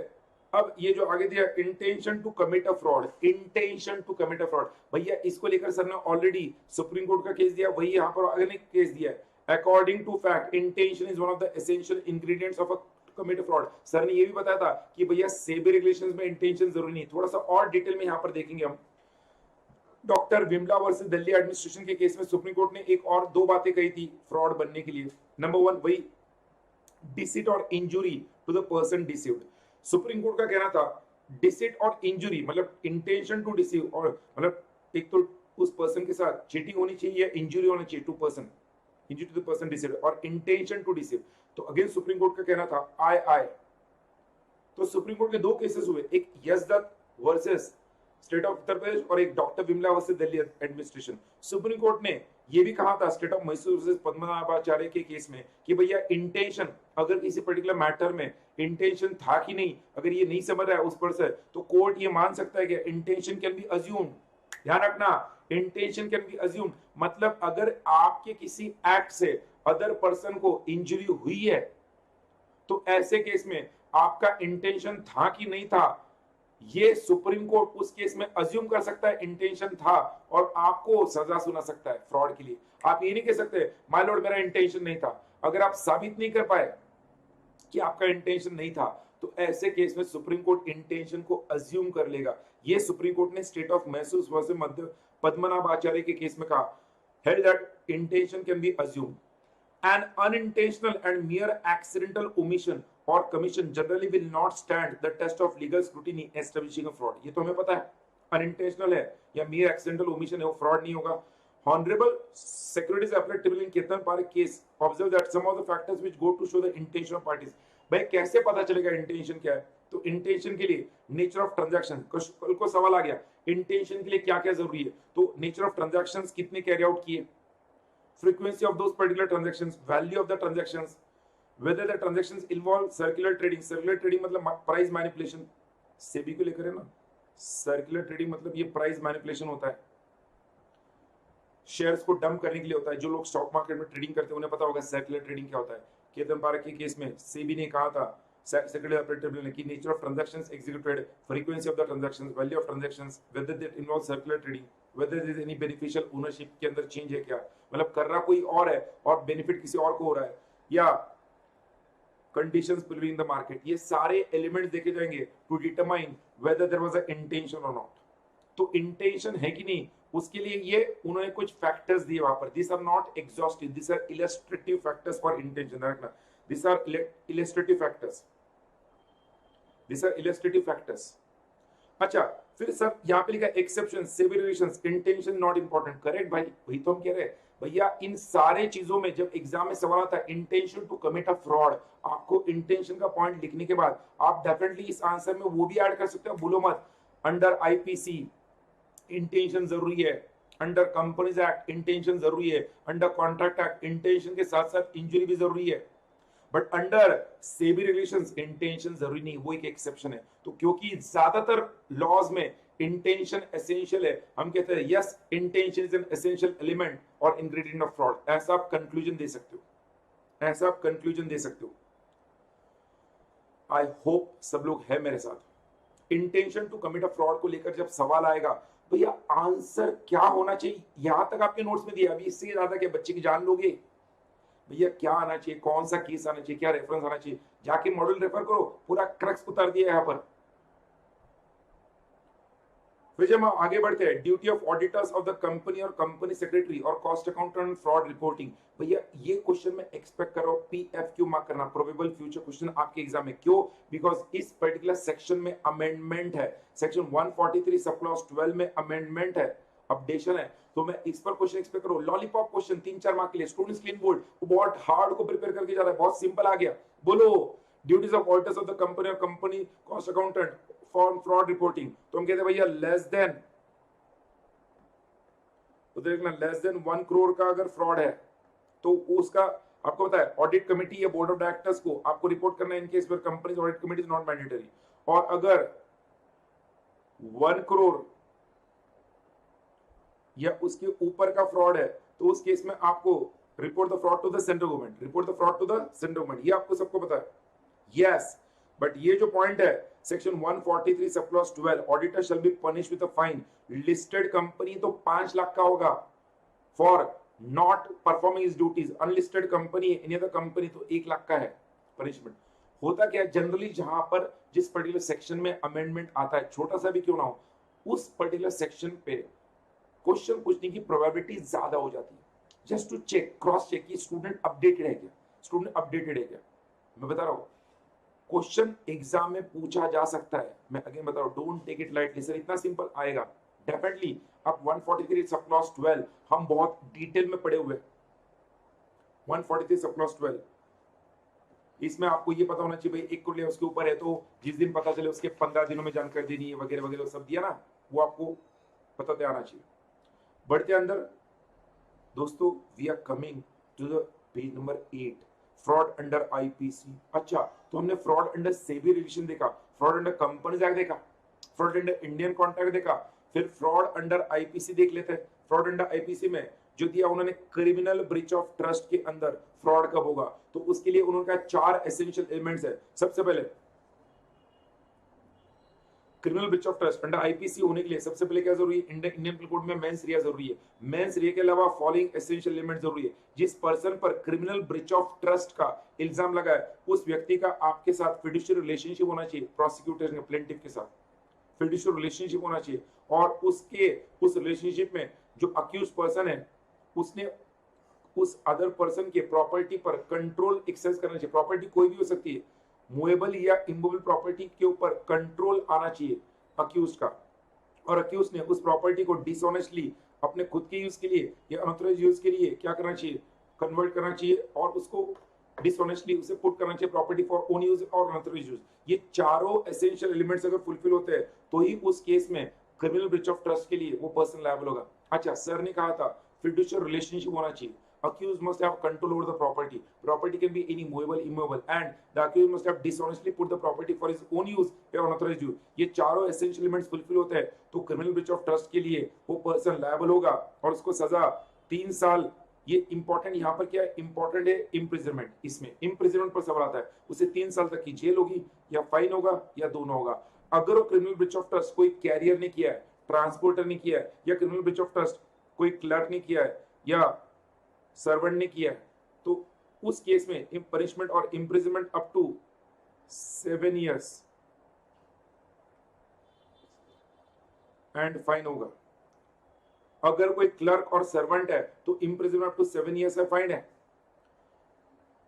फिर हम कहते हैं मेरे हिसाब से ये cheating by personation, punishment for cheating, इसमें मैं कहूंगा आपको याद क्या रखना है, जो सिंपल चीटिंग का है, मैं जो बता रहा हूं ध्यान रखना, सिंपल चीटिंग मैं यहाँ पे लिख रहा हूं तो आपको पता चलेगा। 1 person with another person ऐसे लिखा,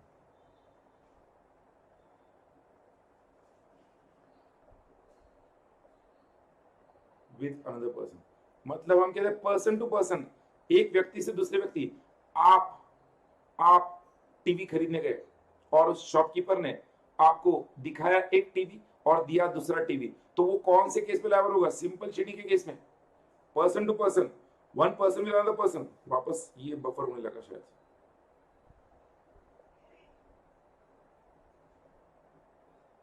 I don't know।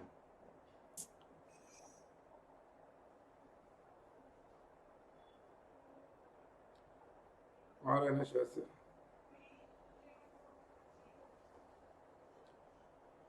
फिर चीटिंग बाय पर्सुएशन मतलब क्या, आप किसी और व्यक्ति का नाम लेकर या उसकी, मैंने किसी को बोल दिया भैया मैं मुकेश अंबानी हूं, चल मेरे बिजनेस में इन्वेस्टमेंट कर, तो भैया मैं मुकेश अंबानी कहते हुए किसी को क्या करो, रिप्रेजेंट कर रहा हो, तो cheating by pretending to be some other person, तो उस केस में चीटिंग बाय पर्सुएशन होगा। Punishment for cheating under this 415 416 up to 1 year और फाइन और बोथ है, अप टू 1 year और फाइन और बोथ है इम्प्रिजनमेंट। तो 417 इज फॉर 416 417। फिर 418 क्या है, cheating with the knowledge that wrongful loss may ensure to person whose interest offend is bound to protect by a law और लीगल कॉन्ट्रैक्ट। मतलब क्या, अगर हम कहते हैं डायरेक्टर्स है या एम्प्लॉइज है आपकी कंपनी के, या आपका कोई प्रोफेशनल कंसल्टेंट है या ऑडिटर, कंपनी सेक्रेटरी, लॉयर, जिसका फर्ज है आपको सही सलाह देना, अगर cheating with the knowledge that wrongful loss may ensure to person whose interest offend is bound to protect by law और लीगल कॉन्ट्रैक्ट, उस लॉयर ने, उस सीए ने, उस कंपनी सेक्रेटरी ने जानबूझकर कंपनी को नुकसान पहुंचाने के इरादे से अपना क्या किया, एक्ट किया है, जिसकी वजह से कंपनी को नुकसान हो। भैया सीए को पता था जीएसटी रिटर्न फाइल करना है, आपने सारी इंफॉर्मेशन दे दी और सीए ने आपका जीएसटी रिटर्न फाइल ही नहीं किया और बोला नहीं मैं बहुत बिजी था। अरे भाई तूने जो इंफॉर्मेशन मांगी थी वो सारी दे दी और उस केस में तूने फाइल नहीं किया, यहाँ पर उस सीए के एक्ट को आप चीटिंग वाला एक्ट मानोगे, because cheating with the knowledge that wrongful loss may ensure, उसे पता आपको पेनल्टी लग सकती है, बट फिर भी उसने फाइल नहीं किया, आपने सारी जानकारी उसे प्रोवाइड करने के बावजूद he can be made liable for cheating. भैया हम फीस क्यों दे रहे हर महीना तुम्हें। Punishment for cheating by persuasion में जो हम कहते हैं अगेन एक्सटेंड टू 3 years और फाइन और बोथ, वो ऊपर जो देखा वही है। हाँ 3 साल है, 3 साल है, सॉरी नीचे दिया ना 3 साल, बाय मिस्टेक हुआ है। सिंपल चीटिंग को लेकर 417 है, चीटिंग बाय पर्सुएशन का जो फाइन है, पनिशमेंट है वो 419 में दिया ना, चीटिंग बाय पर्सुएशन 3 years और फाइन और बोथ। सिंपल चीटिंग में 1 साल या फाइन और बोथ है, पर्सुएशन में 3 साल या फाइन और बोथ है, करेक्ट है। देन ये रॉन्गफुल लॉस के केस में भी 3 साल या फाइन और बोथ है, बट ये जो सेक्शन 420 का सेक्शन है ये क्या है, हम कहते हैं 1 person टू मीनी जनता जनार्दन। भैया यहां पर आ गया पब्लिक इंटरेस्ट, यहां आ गया पब्लिक इंटरेस्ट, और यहां पर हम कहते हैं dishonestly inducing the person to deliver any property और डिस्ट्रॉय द होल और any part of the earlier property. तो भैया ऐसे केस में वो हम सीरियस ऑफेंस मानते हैं, वो सीरियस ऑफेंस माना जाएगा और उस केस में जेल की सजा 7 साल तक होती है, 7 years तक। अब ये जो सेक्शन 420 है ना, इसी को लेकर यस 7 ईयर्स है, प्लीज लिखना होता ना 7 ईयर्स, तो लिखना 7 ईयर्स। ये सेक्शन से 420 को लेकर 7 ईयर्स एंड फाइन है, एंड करना, और सेक्शन 420 को लेकर ये जो सारे पॉइंट्स है ना, ये इंपॉर्टेंट है, इसको लेकर आपको एग्जाम में केस स्टडीज आ सकती है। ये पांचों पॉइंट्स मैं एक एक पॉइंट को लेकर आपको एक्सप्रेशन दे रहा हूं, ध्यान से सुनो, एक एक पॉइंट मैं समझा रहा हूं जिसको लेकर केस स्टडी आ सकती है। पहला दिया money circulation scheme in which promoters knew fully well that scheme was unworkable, supreme court held such offence as cheating under 420। 420 के लिए वो कहता है किसी भी पर्सन को 420 के तहत, 420 के तहत चीटिंग के लिए लायबल करने के लिए under IPC the dishonest intention must be shown at the beginning of the transaction. जिस वक्त वो ट्रांजैक्शन हुआ था उसी वक्त अगर डिसऑनेस्ट इंटेंशन था तो वो 420 का चीटिंग होगा। बाद में अगर डिसऑनेस्ट इंटेंशन आया, जब ट्रांजैक्शन हुआ उस वक्त डिसऑनेस्ट इंटेंशन नहीं था, बाद में हुआ तो उसके लिए 420 नहीं होता है, उसके लिए ब्रीच ऑफ कॉन्ट्रैक्ट या क्रिमिनल लायबिलिटी होगी, बट 420 नहीं होगी। 420 के लिए what is essential, the criminal prosecution, the dishonest intention must be shown right at the beginning of transaction. तो ये जो नोट नंबर 1 है मनी सर्कुलेशन स्कीम में, कुछ लोगों ने कहा कि भैया आप हमें पैसा दो, हम आपके पैसों को 6 महीने में 3 गुना करके देंगे। भैया जिस वक्त उन्होंने ये कहा उसी वक्त उनका इंटेंशन डिसऑनेस्ट माना जाएगा। Promoters knew fully well that scheme was unworkable, supreme court ने कहा भैया ऐसा कोई बिजनेस नहीं है जहां पर तुम इस तरह से गारंटी दो कि पैसा दो 6 महीने में 3 गुना करके देंगे, तो यहां पर उस केस में उसको चीटिंग माना गया। फिर उन्होंने कहा when the accused was alleged to have executed false sales deeds and a complaint was filed by real owner of property, but हाँ ये क्या है, ये भी बड़ा इंटरेस्टिंग है। आपने कोई प्रॉपर्टी खरीदी किसी और व्यक्ति से, मान लो मिस्टर एक्स से आपने प्रॉपर्टी खरीदी, मिस्टर एक्स ने कहा ये मेरी प्रॉपर्टी, आपने खरीद ली। कुछ 100 एकड़ की लैंड थी, उसने आपको बेचने का एग्रीमेंट कर लिया, आपने खरीद लिया, 100 एकड़ का पैसा दे दिया उसको। बाद में उस आपकी जो प्रॉपर्टी मिस्टर एक्स से आपने खरीदी, उस जमीन के अंदर कुछ 3 एकड़ की जमीन पर किसी और व्यक्ति ने कहा कि ये प्रॉपर्टी मेरी है, तुमने कैसे बेची? मिस्टर एक्स ने कहा ये प्रॉपर्टी मेरी है भाई, पेपर पर मेरा नाम है। तो उस व्यक्ति ने साबित किया कि भैया ये प्रॉपर्टी तुम्हारी है नहीं, तुम्हारी इतनी प्रॉपर्टी है, पता चला 97 एकड़ ही है। मिस्टर एक्स खुद आज तक वो प्रॉपर्टी अपनी प्रॉपर्टी समझ रहा था, और इसलिए गलती से उसने जो प्रॉपर्टी आपको दिखा दी तो सारी 100 एकड़ दिखा दी और आपने भी खरीद ली। अब ऐसे केस में क्या मिस्टर एक्स को चीटिंग के लिए लायबल किया जाएगा? The law says no. क्यों? Where the accused that is mister X was alleged to have executed false sales deeds and a complaint was filed by the real owner of property, मान लो हम Y कहेंगे, but when the accused proved that he had a bona fide belief that the property belonged to him, x ने कहा my Lord मुझे आज तक लगा था वो मेरी property, and purchaser also believed, आपने कहा मुझे भी लगा उसकी प्रॉपर्टी है, the same it is not a case of cheating. तो वाई ने जो एक्स पर या तुम पर केस किया है वो चीटिंग वाला केस नहीं होगा, वो चीटिंग वाला केस नहीं होगा। फिर आगे दिया है non disclosure of relevant information will also be treated as misrepresentation of facts leading to deception. हम इसको कहते हैं प्रोस्पेक्टस में misstatement in prospectus, misstatement in prospectus, misstatement in prospectus के लिए उस पर्सन को चीटिंग के लिए लायबल कर सकते हैं, non disclosure of relevant information, because ये पब्लिक इंटरेस्ट इन्वॉल्व है ना, तो 420 का मामला हो सकता है, वहां पर क्रिमिनल लायबिलिटी आएगा वहां पर। और मिस स्टेटमेंट प्रोस्पेक्टस है तो फ्रॉम वेरी बिगिनिंग है, तो उस केस में 420 का केस हो सकता है। ये पॉइंट नंबर 5 इंपॉर्टेंट है। Negligence in duty without any dishonest intention cannot amount to cheating. और यहां पर हम एग्जांपल देते हैं उस पर्टिकुलर पर्सन का। बैंक के अंदर एक क्लर्क है और वो क्लर्क क्या कर रहा है, एक क्लाइंट का जो चेक आया सिग्नेचर वेरिफिकेशन लिए, क्लाइंट के चेक पर की साइन क्लर्क ने जब सिस्टम में चेक की उसने उसको पास कर दिया, हालांकि सिग्नेचर मिसमैच था। क्लर्क की निग्लिजेंस की वजह से चेक क्लियर हो गया, क्लर्क ने निग्लिजेंटली साइन को सही समझा और क्लियर हो गया, हालांकि सिग्नेचर में मिसमैच था। तो यहां पर क्लर्क ने कोई जानबूझकर नहीं किया, अनइंटेंशनल किया हुआ है, तो negligence in duty without any dishonest intention cannot amount to cheating. तो उस क्लर्क को बैंक चीटिंग के केस में लायबल नहीं कर सकता।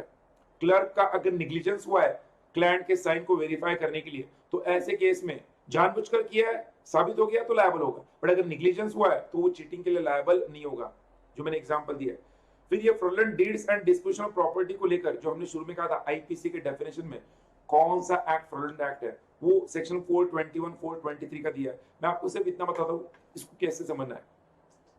अगर कोई कंपनी, कोई पर्सन अपने क्रेडिटर्स को कोई पैसा ना देने के लिए, उनको रीपे ना करने के लिए अपनी कोई प्रॉपर्टी को थर्ड पार्टी के नाम से ट्रांसफर कर देता पहले से ही, और बाद में क्रेडिटर्स को बोलता है मेरे पास कोई प्रॉपर्टी नहीं है, और वो इंसॉल्वेंसी बैंक्रप्सी पे चला गया, तो ऐसे केस में वो क्रेडिटर के कंप्लेंट पर ऐसे पर्सन को और कंपनी के डायरेक्टर्स को fraudulent deeds and disposal property के सेक्शन 421 में लायबल किया जा सकता है।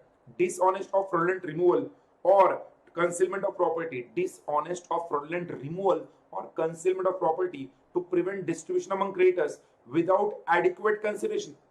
मतलब क्रेडिटर्स को पैसा ना देना या 1 रुपए की जगह 10 पैसा देना, ये देने के इंटेंशन से आप प्रॉपर्टी को कंसील करते हो तो आप सेक्शन 421 में लायबल किए जा सकते हो 2 साल तक की जेल या फाइन या बोथ। ये इंसॉल्वेंसी के केस में होगा। ये जो सेक्शन है, आपने क्या किया है, आपकी एक प्रॉपर्टी थी जो आपने 1 करोड़ में खरीदी थी, बट आपने क्या किया है, उस प्रॉपर्टी के अंदर जब पेपर्स बने तो प्रॉपर्टी के अंदर वैल्यू दिखाया सिर्फ 30 लाख, मार्केट वैल्यू आपने 1 करोड़ में खरीदी है, गवर्नमेंट का रेडी रेकनर रेट की सबसे 30 लाख था, तो आपने 30 लाख की वैल्यू दिखाई है। तो आपने क्या किया, dishonest of fraudulent execution of a deed of transfer of immoral property किया है containing false statement of consideration. आपके प्रॉपर्टी के उस पर्टिकुलर डीड के अंदर जो कंसिडरेशन अमाउंट था वो फॉल्स था, 1 करोड़ पे किया था बट 25 लाख दिखाया। तो ऐसे केस में पता चलने पर आपने ये किया जानबूझकर डिसऑनेस्टली, तो वो 2 साल तक की जेल या फाइन या बोथ है under IPC. However, this section has been superseded by Benami Transactions Act 1988। तो ये सिर्फ हम कह सकते हैं नॉलेज के लिए जरूरी है। अंडर आईपीसी अब सजा नहीं होती है, सजा बेनामी ट्रांजैक्शंस एक्ट के तहत होती है, ये उन्होंने दिया है। फोर्जरी हम कहते हैं कोई फॉल्स डॉक्यूमेंट या फॉल्स इलेक्ट्रॉनिक रिकॉर्ड बनाना with the intention to cause damage or injury to the public or to any person, to enter into any express or implied contact with the dishonest and fraudulent intention। इन सब में क्या जरूरी है, false document और false record, electronic record, fraudulent और dishonest intention, damage और injury, intent to cause damage और इंजरी, मतलब डैमेज और इंजरी होना जरूरी नहीं, सिर्फ इंटेंशन हुआ तो भी डैमेज और इंजरी है। उनका mere alteration of document without any dishonest और fraudulent intention is not a forgery under 463। अगर आपके डॉक्यूमेंट्स में आपने कुछ अल्टरेशन किया है, आपका इंटेंशन फोर्जरी के लेवल कर सकते हैं कि भाई हम थोड़ा सा फनी वे में इसको आपको फोर्जरी के लेवल कर सकते हैं। तो सर ने कहा फोर्जरी के लिए हाँ आपने फॉल्स डॉक्यूमेंट और फॉल्स इलेक्ट्रॉनिक रिकॉर्ड बनाया, आपने false document false electronic record बनाया, फॉल्स डॉक्यूमेंट किया with the intention to cause damage और इंजरी नहीं भाई, आपको खुद को मार से बचाने के लिए किया है। आपका डिसऑनेस्ट और फ्रॉडुलेंट इंटेंशन के नहीं, इनफैक्ट नुकसान आपका है। आपने कोई कॉन्ट्रैक्ट करना चाहा कि पापा के साथ नहीं, टू इंटेंड टू पब्लिक और इम्प्लाइड कॉन्ट्रैक्ट नहीं, तो ऐसे केस में आप पापा को जब वो रिजल्ट 30 की जगह 80 दिखा रहे हो, आपके पापा आपको या आपके ऊपर फोर्जरी का केस नहीं बनता है, बिकॉज आपने सिर्फ अल्टरेशन ऑफ डॉक्यूमेंट किया है। आपका वहां पर intention to cause dishonest and fraudulent intention नहीं था, आपका कोई डिसऑनेस्ट एंड फ्रॉडुलेंट इंटेंशन नहीं था, and neither you had intention to cause damage और to intend to contract. I hope सब लोग हैं मेरे साथ, बफरिंग नहीं हो रहा है शायद से, क्लियर है। We are coming to the end, last 15 minute बचे, 10 से 15 मिनट, विल कंप्लीट दिस। सब लोग हैं ना मेरे साथ, एक बार थम्स अप करो, क्विकली थम्स अप करो।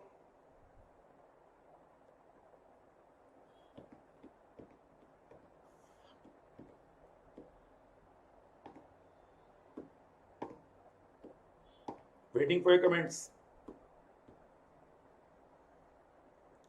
ठीक है ठीक है, आई होप आप लोग मुझे सुन पा रहे हो प्रॉपरली। आगे बढ़ते हैं, यहां पर दिया है who can be performing a fraud on the company and why. देखो एग्जाम में कैसे सवाल आ सकता है वही मैंने वहां पर दिया, आपकी मॉडल के बेसिस पर ही दिया। Who can be performing a fraud on the company and why.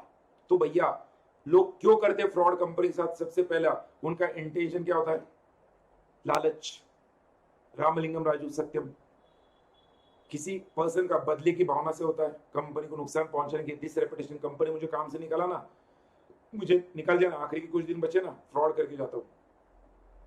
कुछ लोगों को मजा आता है कानून को तोड़ने में, देखते मुझे कोई पकड़ता है क्या, मैं अच्छा हैकर हूं कि नहीं। और कुछ लोगों को गरीबों का दाता, मिथुन चक्रवर्ती, रॉबिनहुड, फ्रॉस्टर बनने के लिए और नाम से बुलाने का शौक होता है। तो ये रीजन हो सकते हैं लोग फ्रॉड क्यों करते हैं कंपनी में। तो लालच की वजह से, कंपनी को नुकसान पहुंचाने की वजह से लॉ को सर्कमवेंट मतलब बाईपास कर सकते हैं आसानी से, वो दिखाने के मेरे पास कितनी ताकत है। ये रॉबिनहुड फ्रॉस्टर्स कहते हुए वो फ्रॉड इस कारण से करते हैं। रॉबिनहुड फ्रॉस्टर्स मतलब क्या, ये अमीरों को धोखा देकर गरीबों में पैसा बांटते हैं, इन्हें कहते हैं रॉबिनहुड फ्रॉडस्टर्स। तो उस इंटेंशन से भी लोग फ्रॉड करते हैं कंपनीज में। हाँ, फ्रॉड कौन कौन कर सकता है? फ्रॉड कंपनी के प्रमोटर्स डायरेक्टर्स कर सकते हैं, fraud bye senior management employees हो सकता है। अब कंपनी के प्रमोटर्स डायरेक्टर्स के साथ फ्रॉड कर सकते हैं, इन्वेस्टर्स के साथ, लेंडर्स के साथ, कस्टमर्स के साथ, गवर्नमेंट के साथ, रेगुलेटर्स के साथ। इन्वेस्टर्स क्या कर सकते हैं भैया? Ponzi schemes, false financial statements, false assurances, fraudulent documents. In short investors के साथ ये आप पॉलिटिशियन रखना, पॉलिटिशियन जैसे आम आदमी के साथ करता है, हम कैसे कॉमन मैन के साथ फॉल्स अश्योरेंसेस से, वैसे हम कह सकते हैं यहाँ पर इन्वेस्टर्स के साथ कंपनी के प्रमोटर्स डायरेक्टर्स कर सकते हैं। लेंडर्स के साथ, बैंक्स और फाइनेंशियल इंस्टीट्यूशन के साथ फॉल्स प्रेजेंटेशन डॉक्यूमेंट्स देकर। कस्टमर्स के साथ बाय डिवाइसिंग स्कीम्स, गलत स्कीम, आप एक के साथ दो फ्री, पता चला वो एक की कॉस्ट में दोनों का कॉस्ट इंक्लूडेड है। गवर्नमेंट और रेगुलेटर्स के साथ बाय फॉल्स सबमिशंस और resorting to tax evasion mechanisms. Management और एम्प्लॉइज कैसे फ्रॉड कर सकते हैं? Kickback, under the table payments, identify theft frauds by employees such as making fake payments to related parties or other fictitious entities, fake payments करना, confidential information को leak करना, forgery करना, duplicate sign करना, company के products को बेचना या चुराना फॉर पर्सनल बेनिफिट। ये गवर्नमेंट डिपार्टमेंट में अक्सर होता है। एग्जाम नजदीक आ रही है, पापा को बोल दिया बच्चे ने, पापा पापा एग्जाम नजदीक आ रही है, मुझे स्टेपलर पैड सब लाना है, खरीदना है। पापा कहते ठीक है। पापा शाम में अपने ऑफिस से स्टेपलर पैड पेन सब लेकर आ रहे थे, बुक भी बोलते ले ले। तो भाई stealing company products for personal benefit. पापा बड़े ऑफिसर थे, पापा को कोई बोल नहीं सकता था stealing company products for personal benefit, ये भी फ्रॉड हो सकता है। हाँ, दिस इज इंपॉर्टेंट। मैं आपका आंसर चाहता हूँ इसके लिए, क्या एक डायरेक्टर के फ्रॉड के लिए बाकी सारे डायरेक्टर्स लायबल हो सकते हैं क्या? I want your answer on this. क्या एक डायरेक्टर की गलती के लिए क्या सारे डायरेक्टर्स लायबल हो सकते हैं क्या? I want your comment before I give my reply. I want your comment before I give you my reply. बोलो, क्या एक डायरेक्टर की गलती के लिए सारे डायरेक्टर्स लायबल हो सकते हैं? Waiting for your comments, waiting for your comments. बोलो।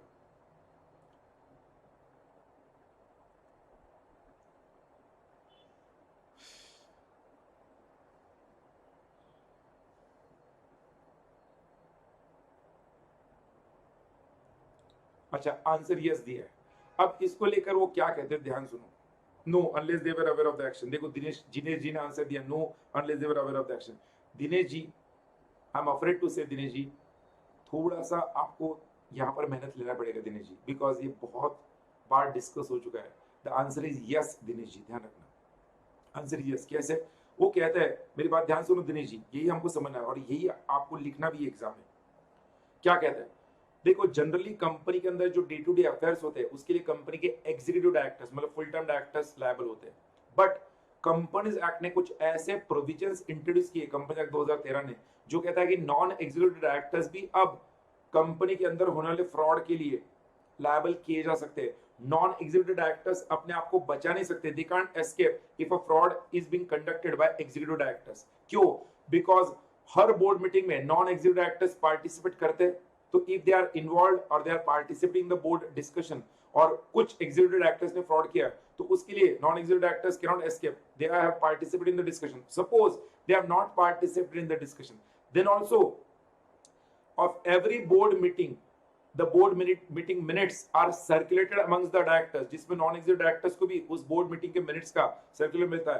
तो जिससे उन्हें क्या होना चाहिए था, वॉचफुल केयरफुली जो हो रहा है उसको ऑब्जर्व करना चाहिए था। If they remain silent that will also amount to fraud, that will also amount to fraud. When you knew that the decision is wrong, still you remain silent, that also amounts to fraud. तो आपने participate किया board meeting में तो आप वैसे भी liable हो, आपने पार्टिसिपेट नहीं किया बट बोर्ड मीटिंग के मिनट्स आपको मिले हैं प्रोसीडिंग्स, तो आपको पार्टिसिपेट नहीं किया बट आपको पता है क्या हुआ बट फिर भी आप चुप रहे, तो भी आप फ्रॉड के लिए लायबल हो। अच्छा, आपने देखा मिनट्स मिलने के बाद, अरे बाप रे ये तो ऐसा हो रहा है, आपने रिजाइन कर दिया, अब बोले अब मैं बच गया।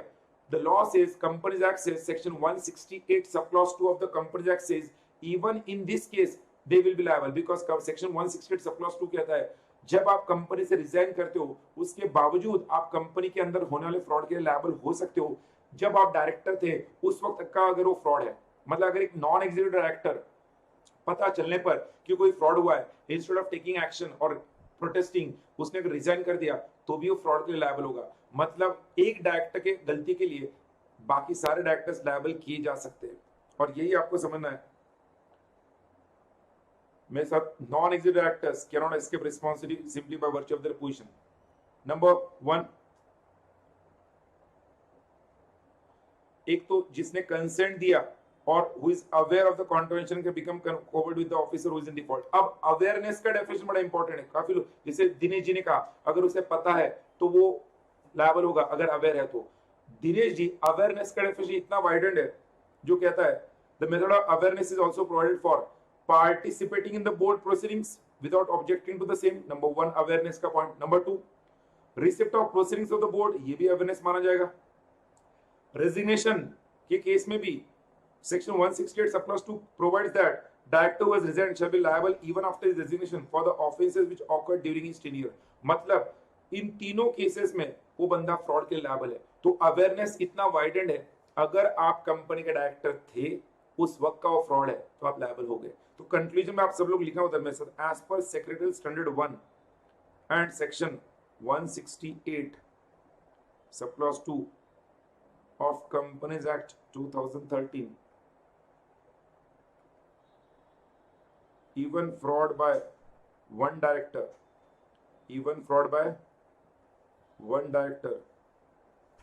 comma, other directors can be made liable. Other directors can be made liable. Other directors can be made liable. Even fraud by one directors, other directors can be made liable। I hope सबको clear है। Clear है तो 2 Thums up कर दो। We move on to the last 2 points discussion और उसके बाद हम एग्जाम में आने वाले क्वेश्चन देखते हैं। क्लियर है तो 2 थम्स अप कर दो। Waiting for your comments.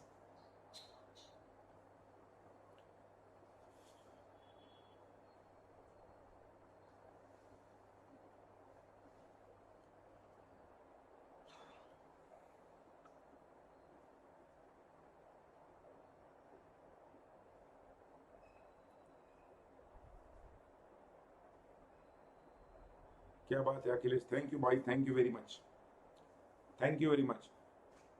बढ़ते आगे भाई, ये जो सवाल आगे दिया, in fraud by director company of fraudster और विक्टिम, इसका जवाब मैं ऑलरेडी दे चुका हूं।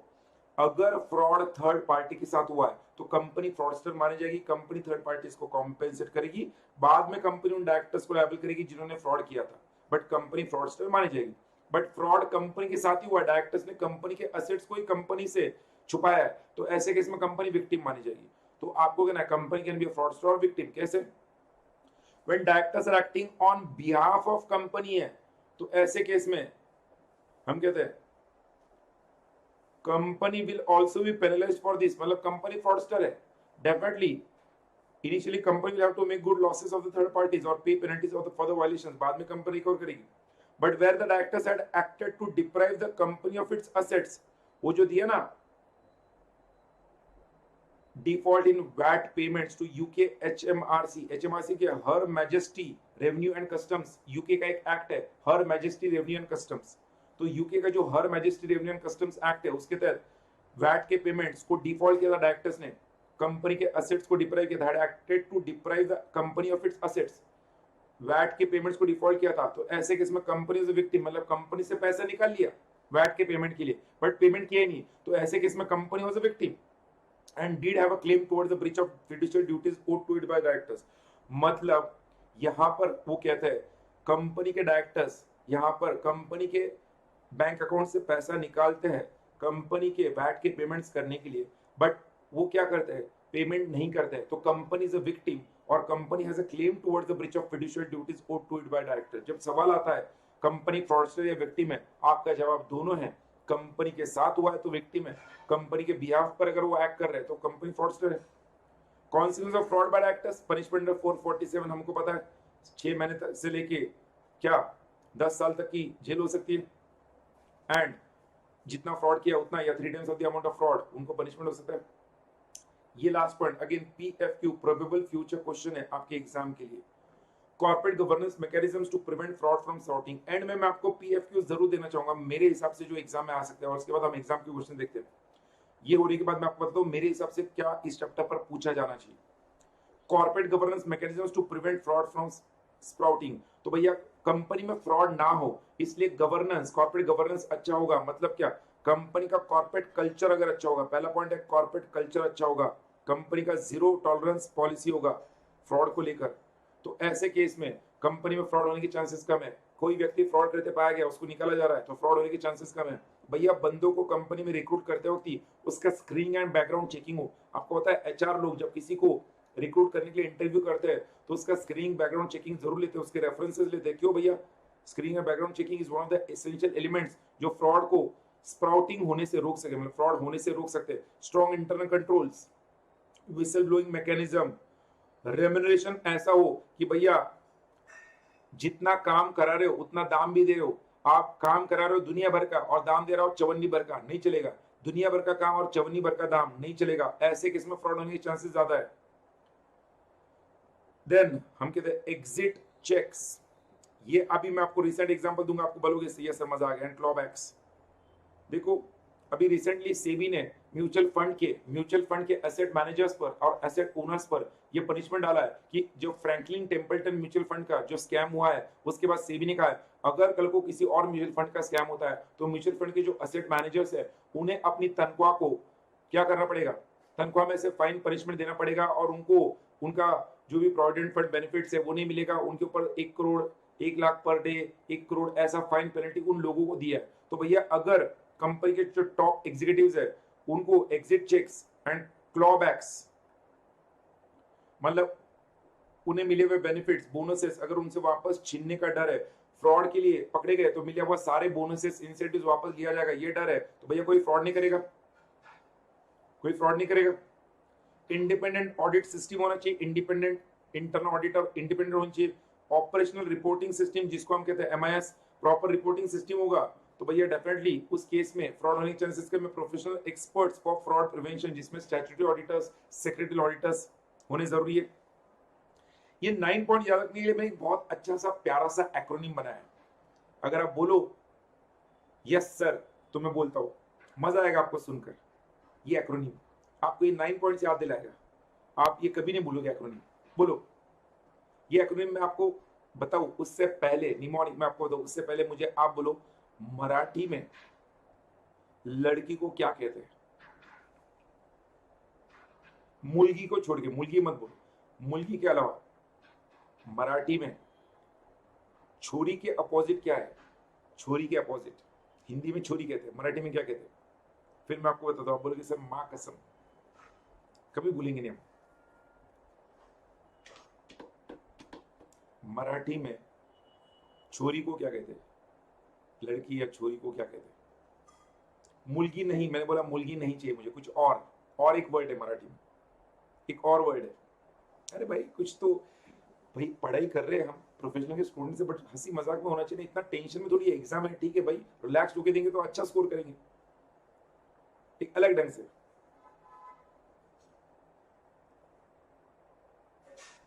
पोरी, करेक्ट, ध्वनि इज राइट, पोरी कहते हैं, पोरी, ए पोरगी, ए पोरी। तो भैया अब देखो मेरे साथ, आप लोग आपकी कमेंट जरूर देना, इवन द यूट्यूब स्टूडेंट्स आपका कमेंट जरूर देना भैया शुभम शुक्लेचा सर के ऊपर ये निमोनिक मैंने बनाया, सी शुभम सर विथ पूरी।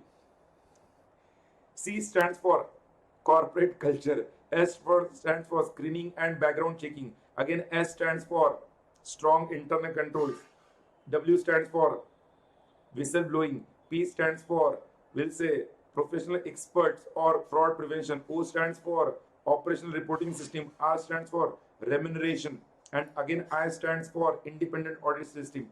C Shubham sir, C Shubham sir with Puri,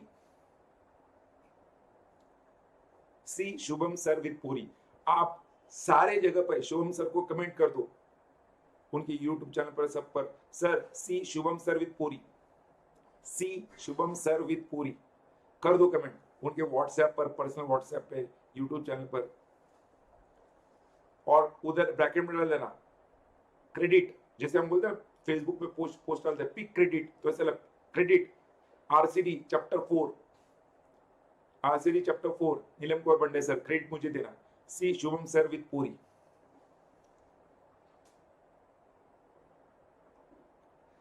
अरे भाई वो संत आदमी है, और संत आदमी को ही ऐसा बोल सकते हैं। जो वैसे जिसकी इमेज खराब है उसको बोलेंगे तो बोलेंगे वे तो कॉमन है, जो ऐसा नहीं कर सकता उसके बारे में जब बोलेंगे तो मजा आता है ना कुछ और।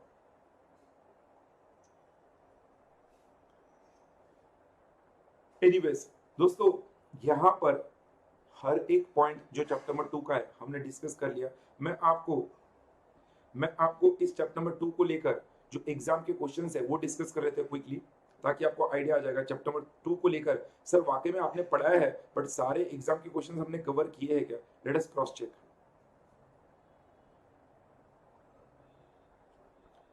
ये हमारा चैप्टर नंबर 2 को ले या एग्जाम का पेपर में हम सीक्वेंस में आते हैं ना। अभी ये पहले पेपर देखते हैं।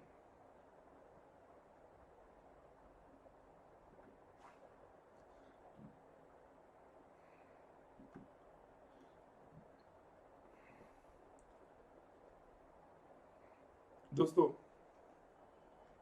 ये जून 2019 का एग्जाम है, जून 2019 का पेपर है, और जून 2019 के पेपर में दोस्तों आपका कमेंट जरूर होना चाहिए। पहला ही क्वेश्चन नंबर 1 भी दिया है, पहला ही क्वेश्चन नंबर 1 भी दिया है। Breach of trust may be held to be a civil wrong, but when mens rea is involved, it gives rise to criminal liability also. Comment on this statement supporting judicial pronouncement. क्या हमने, मैं आपको page number बताता हूँ हमारे notes का page number बताता हूँ ताकि आपको और भरोसा होगा और अच्छा लगेगा आपको। Page number of our notes, page number कौन सा है भाई? पेज नंबर एल से पेज नंबर 8। अरे यस और नो ठोको ताली। पेज नंबर 8 पर हमने क्रिमिनल ब्रीच ऑफ ट्रस्ट के अंदर ये देखा, यस और नो। देन उसके बाद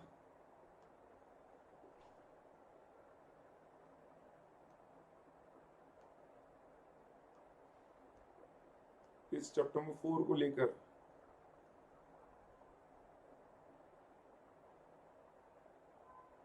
विमला वैसे दिल्ली एडमिनिस्ट्रेशन नहीं, पवित्रा, हाँ करेक्ट, वर्ष इज राइट। पेज नंबर 8 जो हमारा क्रिमिनल ब्रीच ऑफ ट्रस्ट है वो आएगा।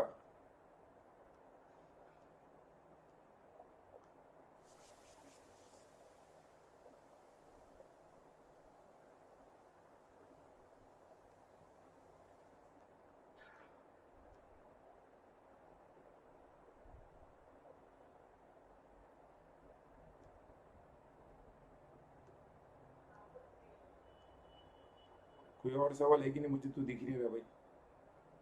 एक ही क्वेश्चन ऐसे नहीं होगा, कोई पता है तो बोलो भाई। मैं आया शायद मेरे से चला गया नजर से।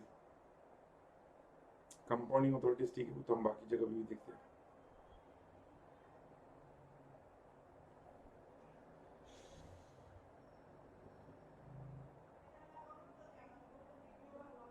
कोई और सवाल नहीं है तो हम आगे बढ़ते भाई। नहीं है ना, प्लीज कमेंट करो, शायद से नहीं है। ये जून 19 का पेपर मैं आपके सामने रख रहा हूँ।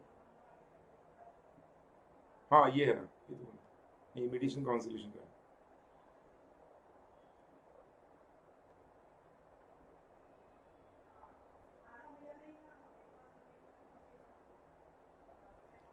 ठीक है, उसके बाद हम लोग अभी ये जून 19 के बाद दिसंबर 19 का पेपर देखते हैं।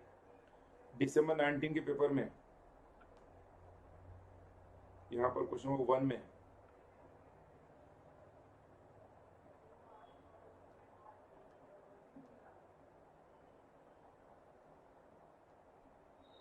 I hope I am covering all the points. अभी क्या सैचुरेशन आ गया क्या? सारे क्वेश्चन सेम ही लग रहे। हाँ क्वेश्चन नंबर डी, अगेन पढ़ो question number D. Has Mr. Krish committed a criminal breach of trust? Krish, a resident of Mumbai, is a friend of Mr. Parth who stays in Manali. As Mr. Parth did not have much exposure and information about personal finance and investment options in Manali, he trusted his friend for his investments. As per their agreement, Mr. Parth remitted 1 lakh to Mr. Krish to invest in mutual funds and stock market. Mr. Krish employs the money in his own business, ignoring his understanding with Mr. Parth. Has Mr. Krish committed criminal breach of trust? वो चारों essential element देखना है. Answer is yes, criminal breach of trust हुआ है. Criminal breach of trust पर ये case study है, question number D का, जो मतलब पिछले एग्जाम में थियरी आया था, अभी केस स्टडी पूछा.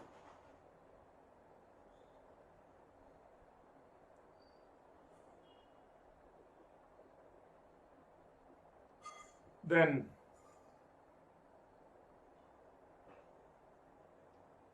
अगेन ये क्वेश्चन नंबर 3, अगेन ये ब्रीच ऑफ ट्रस्ट के ऊपर है. क्या है, किस पर है? ये breach of trust by public servant को लेकर है. रेखा was working as a gram sachiv for 10 gram panchayat. She was a trusted person of local villages and they respected her. Mrs. Rekha collected sum of 5 lakhs from 50 villages in the gram panchayat, saying she would pay their house tax and issued receipts to them. Later it was found that she did not deposit the money into government treasury but utilized it for her personal purposes. The villagers wanted to file a case against Mrs. Rekha when they came to know of the misappropriation. Will the villagers be successful in filing a case against Mrs. Rekha? The answer is yes. Criminal breach of trust by public servant की category में आएगी, public servant की category में. ना answer देखो, again exam में criminal breach of trust पर ही सवाल पूछा है. My God.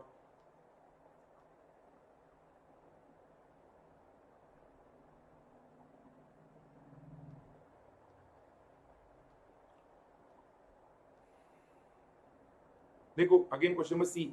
Raj owned 50 acres of land. He agreed to sell the land to Shyam for 5 crores and executed a conveyance for the same.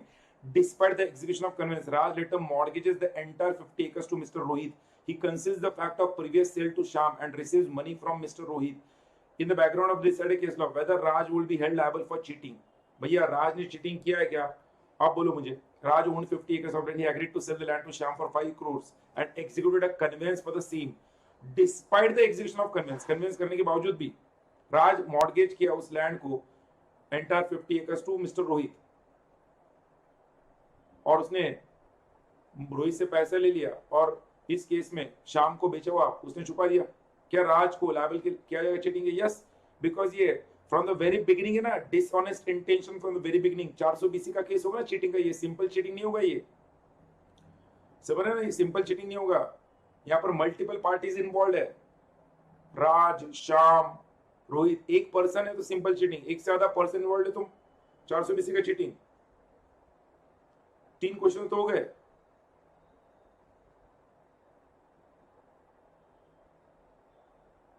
ये भी देखो क्वेश्चन नंबर डी पूछा है.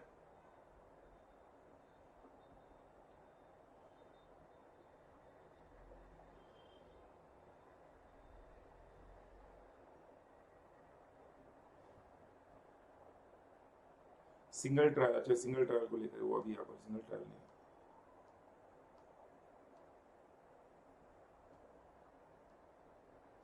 यस, एंड देन अभी रिसेंटली दिसंबर 20 exam में, दिसंबर 20 exam में जो पूछा गया था उसको लेकर हम डिस्कस करते हैं.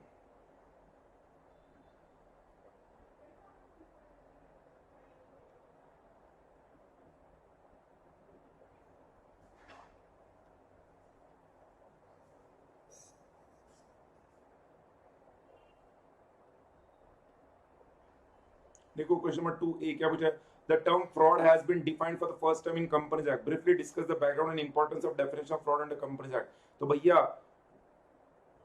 यहाँ पर the term fraud has been defined in Companies Act. Discuss the background and importance of fraud under Companies Act. आप छाप सकते हो भाई Companies Act का पूरा definition points के साथ जो हमने डिस्कस किया है.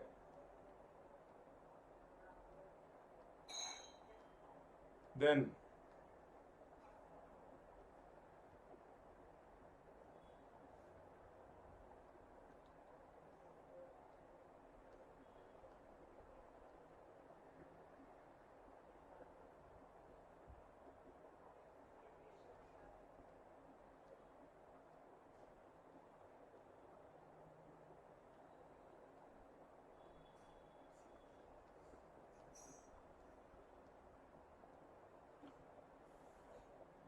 कोई क्वेश्चन मिस आउट हो गया तो मुझे याद नहीं है.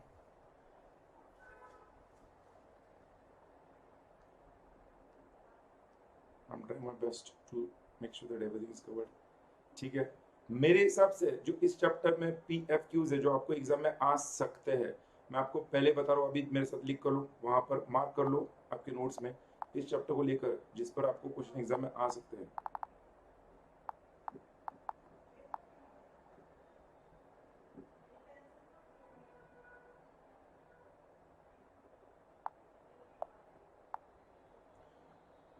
मुझे लगता है कि आपके एग्जाम में क्वेश्चन आ सकता है सबसे पहले इंटेंशन टू कमिट फ्रॉड वाला, फिर आपको क्वेश्चन आ सकता है corporate governance mechanisms to prevent fraud from sorting, फिर क्वेश्चन आ सकता है in a fraud by director company fraudster की विक्टिम, वो नंबर 3। फिर आपको कंपैरिजन आ सकता है, comparison of SEBI and companies act fraud का। तो मैंने 4 क्वेश्चन बताए आपको, एक कंपैरिजन वाला, एक in fraud by director company fraudster victim वो आ सकता है, या कॉर्पोरेट फ्रॉड वाला आ सकता है, कॉर्पोरेट गवर्नेंस मैकेनिज्म बता दिया, इंटेंशन टू कमिट फ्रॉड वाला बता दिया, जुडिशियल व्यूज के साथ वी हैव डिस्कस्ड। तो दोस्तों मैं कहूंगा आज के भी इसके सेशन में, आज के हमारे आरसीडी की कैप्सूल सीरीज में हमने अभी तक 9 में से 4 चैप्टर कंप्लीट किए। आज के सेशन में 4 चैप्टर कंप्लीट किया और पिछले सेशन में 3 चैप्टर्स कंप्लीट किए। ध्यान रखना दोस्तों, पिछला सेशन हमारा लगभग 2 घंटा चला था, 2 सवा 2 घंटा, और आज का सेशन लगभग 1 घंटा 40 मिनट, लगभग 3.5 पौने 4 घंटे में हमने 4 चैप्टर कंप्लीट किए। 3.45 आवर्स में, ऑलमोस्ट 4 आवर्स बोलना, 4 चैप्टर्स कंप्लीट हुए 4 घंटे में। 9 चैप्टर्स 9 घंटे। भैया एग्जाम से पहले आपको 12 घंटे ही मिलते हैं, और हमने इस तरह से पढ़ा है कि हर एक कंसेप्ट को समझ के एग्जाम्पल के साथ। और क्या चाहिए भाई जिंदगी में, और क्या चाहिए। तो आज के लिए इतना ही, हम अगले सेशन में मिलेंगे। हमारा कल गवर्नेंस का सेशन है, गवर्नेंस का रिस्क मैनेजमेंट का सेकंड पार्ट हम कल के सेशन में लेंगे। फर्स्ट पार्ट ऑलरेडी गवर्नेंस का रिस्क मैनेजमेंट का हुआ है, जो यूट्यूब पर अवेलेबल है। I hope it is clear. Thank you, bye bye. Yes, बचेंगे तो और भी लेंगे। खुदा हाफिज। आपके व्यूज जरूर देना कमेंट बॉक्स में। Thank you, bye bye.